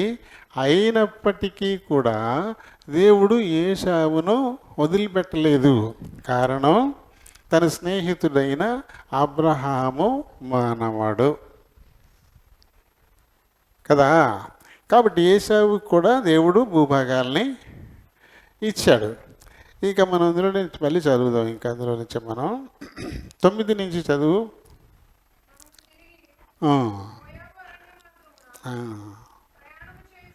ఇక్కడికి వచ్చేసావు నువ్వు. నేను 2 నుంచి చదవమంటే 2 నుంచి 6 దాకా చదవమన్నాను. నువ్వు 9 మొదలెట్టేసావు. చదువు. ఇట్లా నేను మోయాబీయులను బాధింపవద్దు, వారితో యుద్ధం చేయొద్దు. లోతు సంతానమునకు 6 దేశాలు నేను స్వాస్థ్యంగా ఇచ్చాను. వారి భూమిలో ఏదియు నీకు స్వాస్థ్యంగా నేను ఇవ్వను. వీరు మోయాబీయులు. ఆ తర్వాత 18వ వచనం చదువు. అమోనీయుల మార్గమున వెళ్ళినప్పుడు వారిని బాధింపవద్దు, వారితో యుద్ధం చేయొద్దు. ఏలయనగా లోతు సంతానమునకు దానిని స్వాస్థ్యముగా ఇచ్చినందున అమోనీయుల దేశంలో నీకు స్వాస్థ్యము ఇయ్యను. ఇక్కడ 3 జాతులను మనం చూసాం. 1 ఏశావు, 2 మోయాబు, 3 అమ్మోను. ఏశావు అబ్రహాము మౌనముడు, ఇస్సాకు కొడుకైన ఏశావు. అతనికి ఇస్సాకు ఆశీర్వాదాలు ఇవ్వకపోయినా దేవుడు వారిని కూడా ప్రేమించి వారికి స్వాస్థ్య భాగాలు ఇచ్చాడు. ఏశావులో నుంచి 12 మంది నాయకులు కూడా వచ్చారు, రాజులు కూడా వచ్చారు. అలాగే మోయాబు, అమ్మోను వీళ్ళెవరు? వీరు శాపగ్రస్తమైనటువంటి జాతి, శాపగ్రస్తమైన జాతి కదా. లోతు నుంచి అక్రమంగా తన కుమార్తెలు సంపాదించుకున్న సంతతి. కాబట్టి వారు కూడా శాపగ్రస్తులే. కానీ దేవుడు వారిని ప్రేమించాడు. కేవలం అబ్రహామును వెన్నంటి వచ్చేసినందుకు గాను అబ్రహామును బట్టి లోతును ప్రేమించి, అలా అక్రమ సంతానంగా వచ్చినా సరే వారికి కూడా కొన్ని పట్టణాలని స్వాస్థ్యంగా ఇచ్చాడు. వీరు మీ సహోదరులు. వారి దగ్గర నుంచి మీరు వెళ్ళేటప్పుడు వారితో కలహమాడద్దు, వారి పక్క నుంచి వెళ్ళిపోండి. ఒకవేళ వారి రాజ్యంలో నుంచి మీరు వెళ్ళాల్సి వచ్చినా ఏ ఒక్కటి ఉచితంగా మీరు తీసుకోకూడదు. మీరు రోకలిచ్చి ఆహారం కొనుక్కొని తినాలి, రోకలిచ్చి నీళ్లు కొనుక్కుని తాగాలి తప్ప వారు ఏవి మీరు తీసుకోవడానికి లేదు అంటూ దేవుడు తన నిబద్ధతను వారిని బట్టి ప్రకటించాడు. కానీ ఈ అమాలేకీయులు ఎవరి అమాలేకు, ఎవరి సంతతి అంటే ఏశావు సంతతి. ఏశావులో నుంచి ఈ అమాలేకు వచ్చాడు. ఆదికాండం 36వ అధ్యాయము మనం 9 నుంచి చదువుతాం. నివసించిన ఏదోముకు తండ్రి అయిన ఏశావు వంశావళిది. ఏశావు కుమారుల పేర్లు ఇవి. ఏశావు భార్య అయిన ఆదా కుమారుడుగు ఎలీఫజు. ఆ, ఆ, రఘుయలు, ఆ, ఆ, ఆ, ఆ, ఆ, కనజు, ఆ, ఆ. ఈ ఎలీఫజుకి ఇంకా చాలామంది భార్యలు ఉన్నా ఒక ఉపపత్ని ఉంది, ఆమె పేరు తిమ్నా. ఆ తిమ్నాకు పుట్టినటువంటి వాడే ఈ అమాలేకు. ఈ అమాలేకు ఏశావు సంతతి. దేవుడు అబ్రహామును బట్టి ఇసాకును బట్టి ఏశావును ఆశీర్వదించి ఏశావుకు స్వాస్యాన్ని ఇచ్చినప్పటికీ కూడా ఈ అమాలేకీయులకు తన సహోదరుల పట్ల ఏమాత్రం కూడా ప్రేమ లేదు. ఏశావు సంతతే కదా వీరు. మరి ఇశ్రాయేలీయులు ఎవరు? ఏశావు సోదరుడైన యాకోబు సంతతే కదా. కాబట్టి ఈ అమాలేకీయులకి ఇశ్రాయేలీయులు సహోదరులే కదా. కానీ సహోదరులు అనేటువంటి ప్రేమను ఈ అమాలేకు చూపించలేదు. ఇశ్రాయేలీయులు ఐగుప్తు నుంచి వెలుపలికి వచ్చి ఎర్ర సముద్రాన్ని దాటుకుని ఇవతలకు వచ్చిన తర్వాత, నా దేశంలోంచి వీరిని నేను పోనీయను, కేవలం దేవుడే ఇచ్చాడు. మీకు సందేహం రావచ్చు, ద్వితీయోపదేశకాండంలో చదివాం కదా, ఇది నిర్గమకాండంలో ఉంది కదా. ద్వితీయోపదేశకాండం అంటే ఆదికాండం నుంచి సంఖ్యాకాండం దాకా ఉండేటువంటి విషయాల్ని రెండవసారి రిపీట్ చేశాడు. అందుకనే అది ద్వితీయ ఉపదేశకాండం. రెండవసారి చెప్పాడు దాన్ని. అంటే జరిగిపోయిన ఇవన్నీ, గతంలో జరిగిపోయిన విషయాల్ని ఇప్పుడు మళ్ళీ చెప్తున్నాడు ఇక్కడ.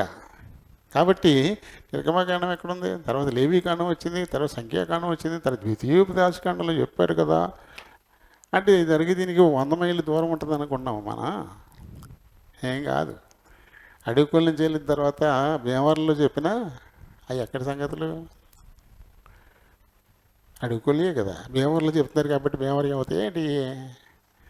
అడుగుల నుంచి వెళ్ళి భీమవరంలో చెప్తే హైదరాబాద్లో చెప్తాం. ఎక్కడి సంగతులు? అడుగుల సంగతులే. అది ఇప్పుడు మరి అడుగుల సంగతులు ప్రేమ్బాయి అమెరికాలో చెబుతున్నాడేమో. అవి అమెరికా సంగతులు అవుతాయా? అవి ఎక్కడికి? ఇక్కడ రెండో మారు చెప్పినటువంటివి అప్పటివి కాదు, అందుకు ముందు అక్కడక్కడ జరిగిపోయినటువంటి విషయాలు అన్నమాట. అయితే వీళ్ళు ఈ అమాలేకీయులు రాజ్యం 8వ వచనం నుంచి మనకు ఉంటుందన్నమాట. అక్కడి నుంచి వెళుతూ ఉంటే అడ్డుకున్నాడు. నేను ఇశ్రాయేలీయులను నా రాజ్యంలో నుంచి పోనీయను. ఈ రాజ్యం ఎవరిచ్చారు? దేవుడే కదా. ఏశావుకి ఇస్సాకు ఏ విధమైన ఆశీర్వాదాలు ఇవ్వకపోయినా సరే దేవుడు వదిలిపెట్టలేదు. తన స్నేహితుడైన అబ్రహాము కుమారుడు, అబ్రహాము మనుమడు కాబట్టి వదిలిపెట్టలేదు దేవుడు. ఆయనకి రాజ్యాలు ఇచ్చాడు. కానీ వారు ఆ దేవుని ప్రేమను వారు చూపించలేదు. వారు తిరుగుబడ్డారు. మేము పోనీయమన్నారు. వారితో చాలా యుద్ధం చేయాల్సి వచ్చింది. చాలా యుద్ధం చేయాల్సి వచ్చింది. ఈ యుద్ధ సమయాల్లో మనకి మోషే ఒక బండ మీద కూర్చుంటే అహరోను హూరు అనే ఇద్దరు చెరువు వైపున ఆ చేతుల్ని ఇలా ఎత్తి ఇలా పట్టుకుంటే అప్పుడు ఇజ్రాయేలీలు గెలిచారు. చేతులు ఇలా దిగిపోతూ ఉన్నప్పుడు అమాలేకులు గెలిచారు. చేతులు ఇలా ఉన్నప్పుడు ఇజ్రాయేలీలు గెలిచారు. కాబట్టి యుద్ధం సమాప్తి అయ్యేంత వరకు మరి మోషే చేతులు ఇలా పెట్టి ఉంచగలడా? పరివెక్కిపోద్ది, కాసేపటికి పడిపోద్ది. అందుకని అహరోను పక్క చెయ్యికి, హోరు మరో పక్క చెయ్యికి భుజాలకు ఆశారు, అవి దిగిపోకుండా. అప్పుడు అమాలేకీయుల మీద ఇజ్రాయేలీలకు యుద్ధం వచ్చింది. ఆ యుద్ధంలో విజయం వచ్చిందనమాట. అప్పుడు చెప్పాడు దేవుడు ఈ మాట, చూడండి, ఈ తరువాత మోషే 15వ వచనంలో ఉంటుంది. తరువాత మోషే ఒక బలిపీఠమును కట్టి దానికి యెహోవా నిస్సీ అంటే యెహోవా ధ్వజము, యెహోవా నిస్సీ అని పేరు పెట్టి, అమాలేకీయులు తమ చేతిని యెహోవా సింహాసనమునకు విరోధముగా ఎత్తిరి గనుక యెహోవాకు అమాలేకీయులతో తరతరముల వరకు యుద్ధమనెను. దేవుడు ఆ మాటని స్థిరపరిచేశాడు. ఎప్పటికీ ఇశ్రాయేలీయులతోటి అమాలేకీయులకి గొడవ ఉంటూనే ఉంటుంది. అందుకని ఇందాక మనం చదువుకున్నది 1 సమూయేలు 15వ అధ్యాయంలో మొట్టమొదట ఇశ్రాయేలీయులకు రాజు వచ్చిన తర్వాత మొట్టమొదటి అసైన్మెంట్ ఇచ్చాడు ఈ సౌలుకి. అప్పుడెప్పుడు నా ప్రజలను అడ్డుకున్నాడు, అప్పుడు నా ప్రజలను వాళ్ళు అడ్డుకున్నారు, ఇటు రానవులు యుద్ధం చేశాడు కాబట్టి నేను అప్పుడే ప్రకటించాను. అందుకని ఇప్పుడు నువ్వు వెళ్ళి అమాలేకీయులను బొత్తిగా నాశనం చేసి అసలు భూమి మీదే వాళ్ళని ఉండనీయకూడదు, బొత్తిగా నాశనం చేసేయి. చిన్న పెద్ద అని చూడబోకు, స్త్రీ పురుషుడు అని చూడబోకు, మొత్తం అందరినీ కూడా సమూలంగా నాశనం చేసామని అక్కడ ఈ అసైన్మెంటు ఆయనకి ఇచ్చాడు దేవుడు. చూడండి, అది కూడా ఇక్కడ ప్రస్తావించారు. ఇక్కడ 2వ వచనం చదువుదామా. సైన్యములకు అధిపతి యెహోవా సెలవిచ్చినది మనగా, అమాలేకీయులు ఇశ్రాయేలీయులకు చేసినది నాకు జ్ఞాపకమే. వారు ఐగుప్తులో నుండి రాగానే అమాలేకీయులు వారికి విరోధులై మార్గమందు వారి మీదికి వచ్చిరి కదా. అది పగ తీర్చుట నా వంతు అని చెప్పిన దేవుడు, అప్పుడు నా ప్రజల మీదికి వారు తిరుగుబాటు చేశారు, అడ్డుకున్నారు, యుద్ధం చేశారు, నేను మర్చిపోలేదు. దానికి నువ్వు ఇప్పుడు ప్రతీకారం తీర్చుకోవాలా. నువ్వు వెళ్ళు, వాళ్ళని బొత్తిగా నాశనం చేసేయి. కాబట్టి నీవు పోయి కనికరింపక అమాలేకీయులను హతము చేయుచు పురుషులనేమి, స్త్రీలనేమి, బాలులనేమి, పసి పిల్లలనేమి, ఎద్దులనేమి, గొర్రెలనేమి, ఒంటెలనేమి, కార్ధమములనేమి అన్నిటినీ హతము చేసి వారికి కలిగినదంతయు బొత్తిగా పాడు చేసి అమాలేకీయులను నిర్మూలము చేయుము. ఎందుకు అమాలేకు ఇశ్రాయేలీయులకు శత్రువయ్యాడు? ఎందుకు అమాలేకీయుల్ని సమూల నాశనం చేయమని దేవుడు చెప్పాడు అంటే దానికి రీజను ఈ నిర్గమకాండం 17వ అధ్యాయంలో 8 నుంచి జరిగినటువంటి సంఘటన అన్నమాట. అర్థమైందా? అమాలేకీయులు ఎవరు? అమాలేకీయులు ఎందుకు ఇశ్రాయేలు శత్రువులు?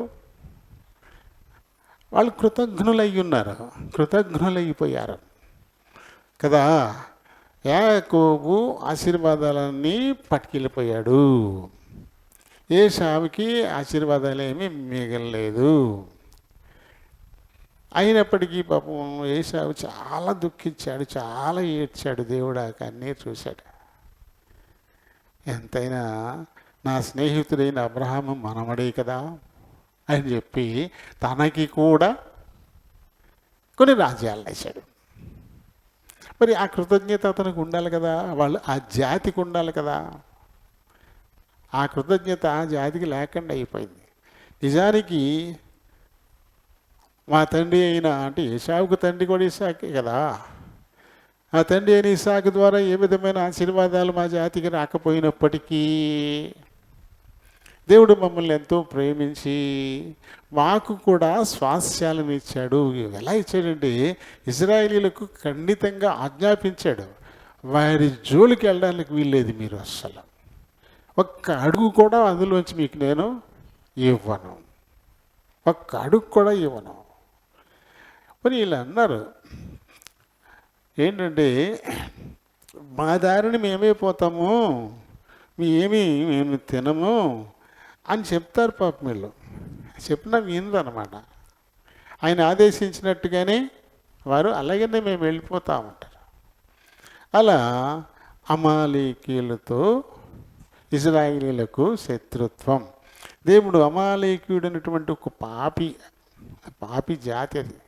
దానికి కూడా స్వాస్యాలను ఇచ్చినప్పటికీ కూడా దేవుడు వారు దాన్ని ఏ మాత్రం కూడా సద్వినియోగం చేసుకోనటువంటి పరిస్థితి కదా.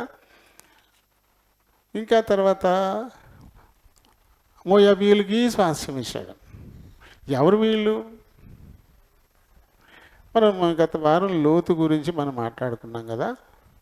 లోతు గురించి గత వారం చెప్పుకున్నాం. ఒక 5 పాయింట్లు మనం మాట్లాడాము. లోతు అంటే అతను ఒక స్వార్థపరుడు, తన తండ్రికి గౌరవం ఇచ్చిన వాడు కాదు. నువ్వు అటు వెళ్తే నేను ఇటు వెళ్తాడు అని చెప్పేసి అబ్రహాం గారు అన్నా, బాబాయ్ అన్నీ మీకే తెలుసు కదా, మీరు ఇటు వెళ్ళమంటే నేను అటు వెళ్తాను, మీరే చెప్పండి అని ఆ బాబాయికి ఏమాత్రం గౌరవం ఇవ్వలే.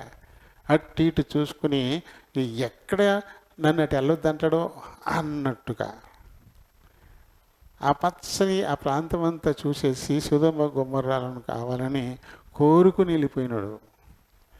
బాబాయికి గౌరవం ఇవ్వలే. రెండవది, సొదొమ గొమొర్రాల్లో అక్కడ భద్రత లేదని తెలిసింది అతనికి. ఎందుకంటే కొంతమంది రాజులు వచ్చి సొదొమ గొమొర్రాలను నాశనం చేసి వీళ్ళందరినీ కొల్లగా పట్టుకుపోతే మళ్ళీ అబ్రహాం వెళ్ళి వారిని జయించి వీరిని విడిపించి తీసుకొచ్చాడు. అది కానీ 14వ అధ్యాయంలో మనకు అది ఉంటుంది. అప్పుడైనా బాబాయ్ నేను ఇక్కడ ఉండను, ఇక్కడ నాకు భద్రత లేదు, నీ దగ్గరికి వచ్చేస్తాను, మీ నుంచి పని కొద్దిగా దూరంలోనైనా వేసుకుంటాం మేము, అందుకని ఇక్కడ మాత్రం ఉండను, అసలు దేవుని భయం ఇక్కడ లేదని చెప్పేసి వచ్చేయాలి. భద్రత లేదని తెలిసి కూడా అక్కడే ఉన్నాడు. అది రెండవ పాయింట్. మూడవదిగా తను అక్కడి మనుషులతో కలిసిపోయాడు. ఎందుకంటే సొదొమ గొమొర్రాలను నాశనం చేసేటువంటి దూతలు అక్కడికి వెళ్ళినప్పుడు గవిని దగ్గర కూర్చుని ఉన్నాడు లోతు. ఆ గవిని దగ్గర పని పాటలు లేని పనికి మాల వాళ్ళందరూ కూర్చుంటారు. అవి వెళ్ళి వచ్చే వాళ్ళని డైలాగులు వేస్తానికి అది ఇది మాట్లాడటానికి చుట్టపెక్కలేసుకుని కూర్చుకుంటా అటువంటి జనం. ఇతనికి అక్కడ పని ఏంటి? అక్కడ కూర్చున్నాడు, అక్కడ దొరికాడు. అతని సరైన ప్రవర్తన సరిగా లేదు కాబట్టి అల్లుళ్ళు కూడా అతన్ని హేళన చేశారు. అపహాస్యం చేయడానికి అపహాస్యాస్పదుడిగా కూడా ఆయన ఉండిపోయాడు. ఇంకా తన కుటుంబాన్ని దైవభక్తి వారికి నేర్పించి అలవాటు చేసి నడిపించిన వాడు కాదని అర్థమవుతుంది. దూతలు వారిని బలవంతంగా ఈడ్చుకెళ్లాల్సి వచ్చింది. అలా ఈడ్చుకెళ్ళే క్రమంలో వెనక్కి తిరిగి చూడొద్దు అని ఆదేశం ఇచ్చారు. అయినా సరే లోతు భార్య వెనక్కి తిరిగి చూసింది. లోకాన్ని వదిలిపెట్టలేదు తను. ఈ లోకంలో ఉన్నది తన ఇల్లు, ఆ ఇంట్లో ఉండి విలువైన వస్తు సామాగ్రి ఇవి తన ప్రాణం కంటే కూడా ఎక్కువైపోయింది ఆ వెంటనే ఆవిడికి. అందుకని అయ్యో అయ్యో అయ్యో అయ్యో గుండెలు కొట్టుకుంటే వెనక్కి తిరిగి చూసేసి అక్కడ ఉప్పు స్తంభంగా మారిపోయింది. ఈ యుద్ధం మృత సముద్ర ప్రాంతంలో అని చెప్పేసి ఉంది. అక్కడ మనం చదివితే ఆదికాండంలోనే 14వ అధ్యాయంలో అక్కడ యుద్ధం జరిగినటువంటి ప్రాంతం మృత సముద్రం లేదా డెడ్ సీ లేదా ఉప్పు సముద్రం అని చెప్పేసి అంటాం కదా. ఆ ప్రాంతాల్లోనే యుద్ధం జరిగినట్టుగా కూడా మనం చూస్తాం. చూడండి, ఆదికాండం 14వ అధ్యాయంలో ఉప్పు సముద్రమైన అదే డెడ్ సీ, అక్కడే ఆ పరిభాగ ప్రాంతాల్లోనే యుద్ధం జరిగింది. ఈ సొదొమ గొమొర్రాలు అక్కడ ఉన్నటువంటివి ఆ ప్రాంతాల్లోనే ఉన్నాయి. ఇక్కడ అవి ఈ సొదొమ ఈ గొమొర్రాలు అన్నీ ఎక్కడున్నాయంటే ఈ యోర్దానుకి తూర్పు వైపున ఉన్నటువంటివి. యోర్దాను కింగ్డమ్ రాజ్యానికి తూర్పు వైపున ఉన్నాయి. అలాగే ఇవి డెడ్ సీ ఉప్పు సముద్రం అని చెప్పేసి ఇప్పుడు వాటిని పిలుస్తూ ఉన్నారు. అంటే ఈ సొదొమ గొమొర్రాలు ఎక్కడి అంటే మృత సముద్రం యొక్క దిగువన ఉన్నటువంటి అన్నమాట. అంటే ఇజ్రాయేల్ దేశానికిని యోర్ధానుకిని మధ్య వీటి ఉనికి ఇప్పుడు ఉంది. అరబ్బులు దీన్ని ఇప్పుడు ఈ డెడ్ సీని లోతు పేరుతోటి పిలుస్తారంట వాళ్ళు. మనం డెడ్ సీ అంటున్నాం, మృత సముద్రం అంటున్నాం, కానీ బార్లూత్ అని పిలుస్తారంట. బార్లూత్ అంటే లోతు పేరటే ఈ డెడ్ సీని ఇప్పటికీ అక్కడ పిలుస్తూ ఉన్నారు. ఆ ప్రాంతం వాడు. ఇతను దేవుని మాటకు లోబడలా. దేవుని మాటకు లోబడకుండా తను సొంత నిర్ణయం ప్రకటన చేశాడు. ఆదికాండం 19వ అధ్యాయము 17వ వచనంలో ఏం చెప్పారు? ఆ దూతలు వారి వెలుపలికి తీసుకొని వచ్చిన తర్వాత ఆ గుమ్మర్రా ప్రాంతాల నుంచి వెలుపలికి, ఆ గవిని నుంచి వెలుపలికి తీసుకొచ్చిన తర్వాత నీ ప్రాణమును దక్కించుకున్నట్లు పారిపో, ఈ వెనక్కి చూడొద్దు, ఈ మైదానంలో అసలు ఎక్కడ ఉండొద్దు, నువ్వు నశించిపోకుండా ఆ పర్వతానికి పారిపో. అది దేవుని నిర్ణయం. నువ్వు నశించిపోకుండా ఉండాలంటే ఆ పర్వతానికి పారిపోవాలా.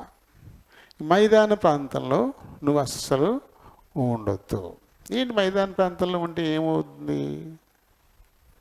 మైదాన ప్రాంతం అంటే ఇలా సమతలంగా ఉండేటువంటి ప్రాంతం. అక్కడ ఉంటే ఏమవుతుంది? ఇక్కడ మనకి చాలా స్వేచ్ఛ ఉంటుంది కదా, మైదాన ప్రాంతం కాబట్టి. ఎలా నడిచినా పర్లేదు, ఎలా పరిగెత్తినా పర్లేదు, ఏం చేసుకున్నా పర్లేదు, ఇబ్బందికరమైన పరిస్థితి ఏమీ ఉండదు మైదాన ప్రాంతాల్లో. కానీ కొండ మీదకి ఎక్కాలంటే చాలా క్రమశిక్షణతో ఉండాలి కదా. మైదానంలో ఎల్లబెడతాలో వెళ్ళిపోవచ్చు. కొండ మీదకి వెళ్ళాలంటే ఏమాత్రం నిర్లక్ష్యంగా ఉన్నా అక్కడి నుంచి జారి కింద పడిపోయే పరిస్థితి, నాశనం అయిపోతాడు. కాబట్టి పైకి చేరేంత వరకు, పైకి వెళ్ళిపోయిన తర్వాత సేఫ్, అక్కడి వరకు కొంచెం ఇబ్బందులు పడాలి కదా. కానీ లోతు ఇబ్బంది పడడానికి ఇష్టపడట్లా. కొంచెం ఇబ్బంది పడి పైకి వెళ్ళిపోయానంటే నేను ఇంక చాలా సేఫ్గా ఉంటాను, ఎందుకంటే అక్కడే నాకు భద్రత అని చెప్పేసి దేవుడు నన్ను అక్కడికి వెళ్ళమన్నాడు. కొంచెం శ్రమ అయినా, కొంచెం బాధ అయినా, కొంచెం ఇబ్బంది అయినా, కొంచెం కష్టపడి ఆ పర్వతం పైదాకా పోతాను అని తను దూతలు చెప్పిన మాటకు విధేయత చూపనివాడై తన సొంత నిర్ణయాన్ని ప్రకటిస్తాడు. 18 నుంచి లోతు, ప్రభువా అలాగూ కాదు. చూడండి, ఎవరు చెప్తున్నాడు? ఎవరు చెప్పిన మాట వినాలి? దేవునికి సోది చెప్తున్నాడు. దేవునికి చిలక జోస్యం చెప్తున్నాడు. దేవుడు చెప్పిన దానికి విధేయత చూపించాలా, లేదా దేవుడికే ఎదురు చెప్పాలా?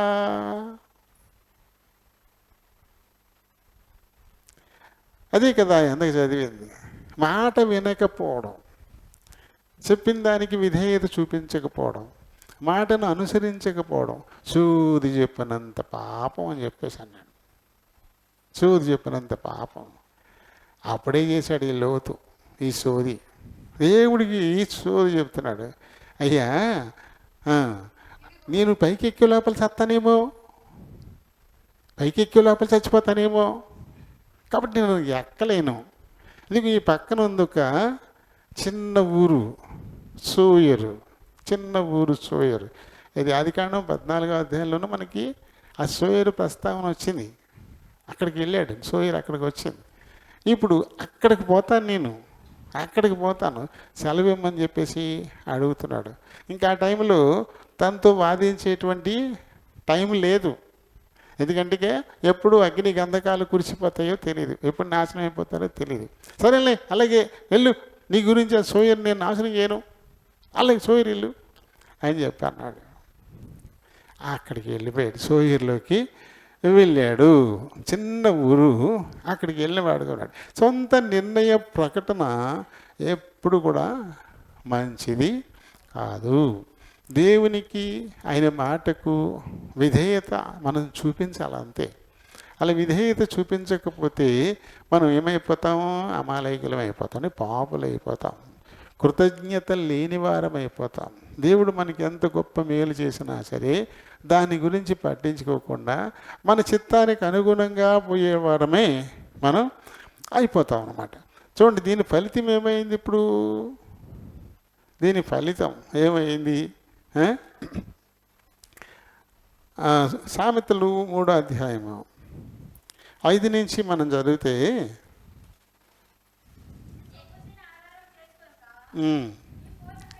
నీ పూర్ణ హృదయంతో యెహోవా యందు నమ్మకముంచు.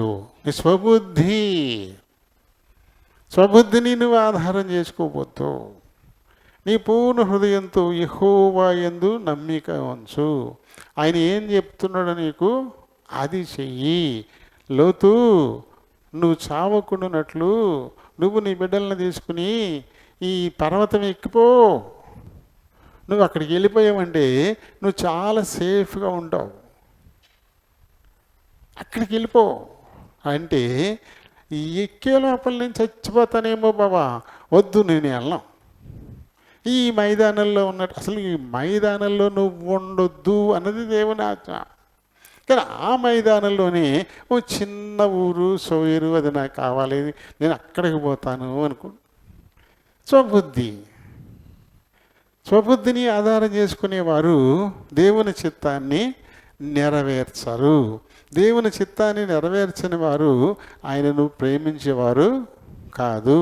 ఆయన ప్రేమించని వారు ఆయన దేహంలో రక్తంలో పాలు పంపులు పొందేటువంటి అర్హతను కూడా కోల్పోయే పరిస్థితి కలిగే. ఇది సామెతలు 14:12 చదువు. ఒక్కని ఎదుట సరి అయినదిగా కనబడు మార్గం అతనికి మట్టికే అది సరైనదిగా కనబడుతుంది. ఇది చాలా మంచి మార్గం అనుకుంటాడంట, సరి అయిన మార్గం. అయితే తుదకు అది మరణానికి త్రోవ తీస్తుందంట. కాబట్టి స్వబుద్ధిని మనం ఎప్పుడు కూడా ఆలోచించుకోకూడదు, దాన్ని అనుసరించకూడదు. మనకి అది తినగానే కనపడుతుంది. చూడండి, ఒక విషయమై ఇద్దరు కోర్టుకి ఎక్కుతున్నారు. అందులో ఇద్దరిది నాదే రైట్ అంటున్నారు, అందుకే కోర్టుకి వెళ్ళారు. కానీ ఇద్దరిది రైట్ ఎలా అవుద్ది? ఎవరిదో ఒకరిదే రైట్ అవుతుంది. రెండో వాడు దాన్ని ఒప్పుకోవట్లే, తన స్వబుద్ధిని ఆలోచన చేస్తూ ఉన్నాడు, ఇది నాదే కరెక్ట్ అంటున్నాడు. అందుకనే కోర్టులో కేసులు స్వబుద్ధిని ఆధారం చేసుకోకుండా ఇలాంటి పరిస్థితులే వస్తాయి. ఇలా ఈ కోర్టులు పోయి 10 సెంట్ల కోసం కోర్టుకి వెళ్ళి 10 ఎకరాలని అమ్మేసుకున్న వాళ్ళు ఉన్నారు. అది పరిస్థితి. తర్వాత 16:25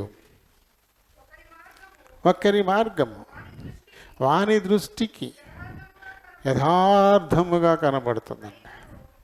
ఒకరి మార్గము తన దృష్టికి యథార్థంగా కనపడుతుంది. లోతుకి ఇప్పుడు సోయరు చాలా మంచిదిగా, ఆ మార్గమే యథార్థమైందిగా. అంటే దేవుడు చెప్పేదానికంటే మన మార్గం యథార్థమవుతుందా? దేవుని మాట యథార్థమా, మనది యథార్థమా? లోతు ఆలోచన అలాగే ఉంది. అందుకే సోయరు వైపుకి వెళ్ళాడు. తర్వాత చదివా, ఆయనను తుదకు అది మరణమునకు చేరును. రైట్. తర్వాత 21:2 చదువు. ఒకడు తను ఏర్పరచుకుని మార్గం అది ఎలాంటిదైనా తన దృష్టికి అది అన్యాయంగానే కనపడుతుందంట. ఎవడైనా ఒక మార్గాన్ని ఏర్పాటు చేసుకుంటే అది తన దృష్టికి అది న్యాయంగానే ఉండదు, అంతే. అదే పట్టుకుని ఏలాడతాడు. దేవుని వాక్యపు వెలుగులో అది ఎంత మంచిది అయితే మంచిది కాదు అని ఏమాత్రం కూడా ఇక ఆలోచించడు. ఇక తన దృష్టికి అది న్యాయంగా అనిపిస్తుంది. అది ఎప్పటికీ అదే న్యాయం, అంతే. అదే ఇది ఏమంటారు కదా, తాపట్టిన గుందేటుకి 3 కాళ్ళు అంటాడు. ఇది దాన్ని వదిలిపెట్టాడు. నేను కుందేలు నట్టుకున్నాను, దాని 3 కాళ్ళే ఉన్నాయి అంటాడు. ఇది ఎక్కడ కూడా రా బాబు, ఎప్పుడైనా కుందేలకి ఎక్కడ 4 కాళ్ళు ఉంటాయి కదా, 3 కాళ్ళు ఏ కుందేలకి ఉండవురా నాయన. ఏమైనా గాయపడి ముక్క అయిపోయింది అంటే లేదు, లేదు అంతే, లేదు 3 కాళ్ళే ఉన్నాయి దానికి అంటాడు. పోనీ గాయపడి పోయిందంటే 4 ఉన్నాయి, కానీ అది గాయపడి పోతే పోవచ్చు మొక్క. అలాంటివి మనకు చాలా కనపడతాయి. కుక్కలు కనపడుతుంటే చూడండి, ఒక్కో కాలు తెగిపోయి దారిలో మనం చూస్తూ ఉంటాం. ఆడకి అది ఒప్పుకోడు. గాయపడటం కదా, అసలు ఏం కాదు, దానికి ఉన్నాయి 3 కాళ్ళు ఉన్నాయి దానికి అంటాడు అనమాట.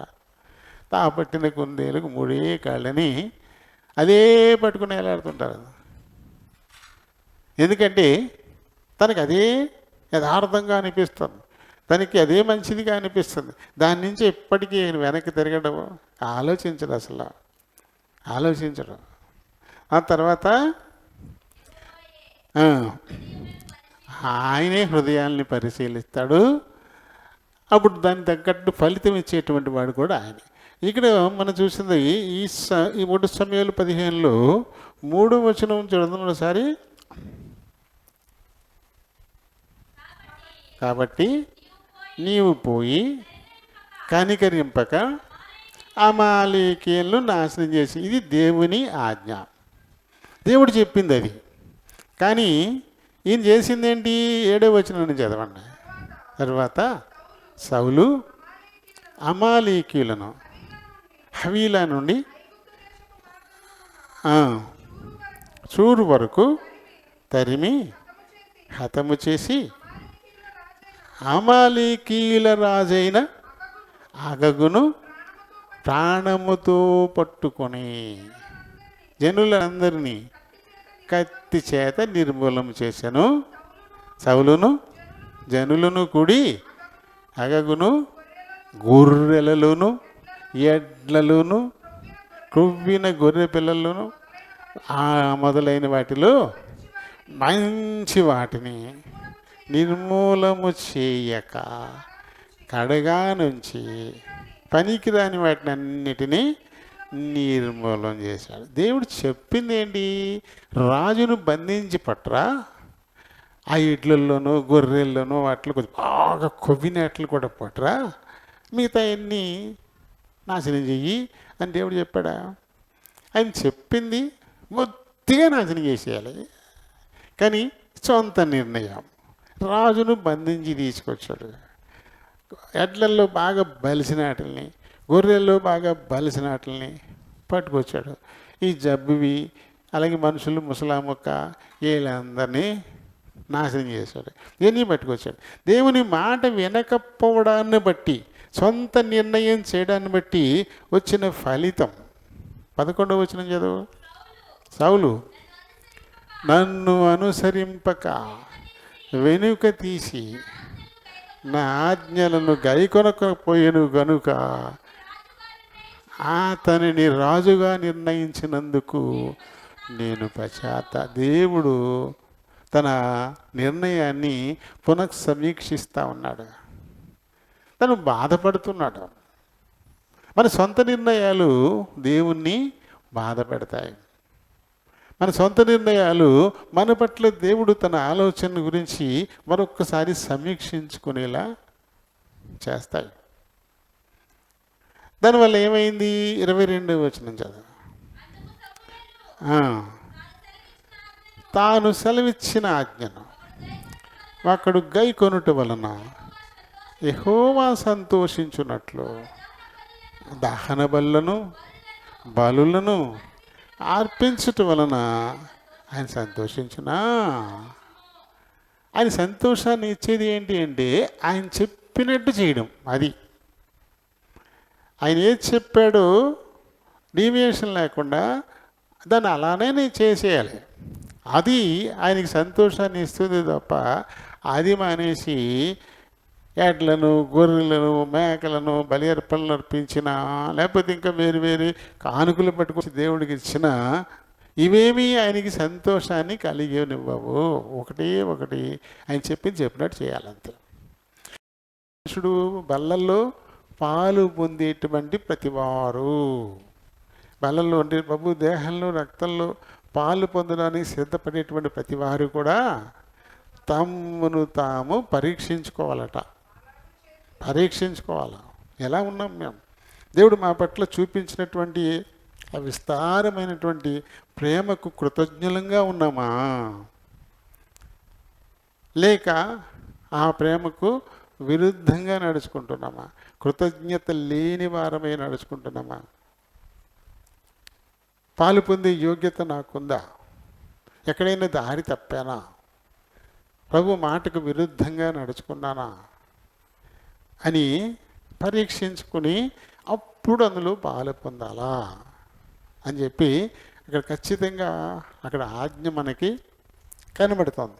కాబట్టి ప్రభు బలలో పాలు పొందేటువంటి వారు మీ హృదయాలను జాగ్రత్తగా పరిశీలించుకొని అతిక్రమం ఉంటే దేవుని దగ్గర ఒప్పుకొని పశ్చాత్తాపడి విడిచిపెట్టి కనికరింపబడి అప్పుడు పాలు పొందండి, మేలుగా అవుతుంది. దేవుడి మాటల్ని దీవించునుగాక.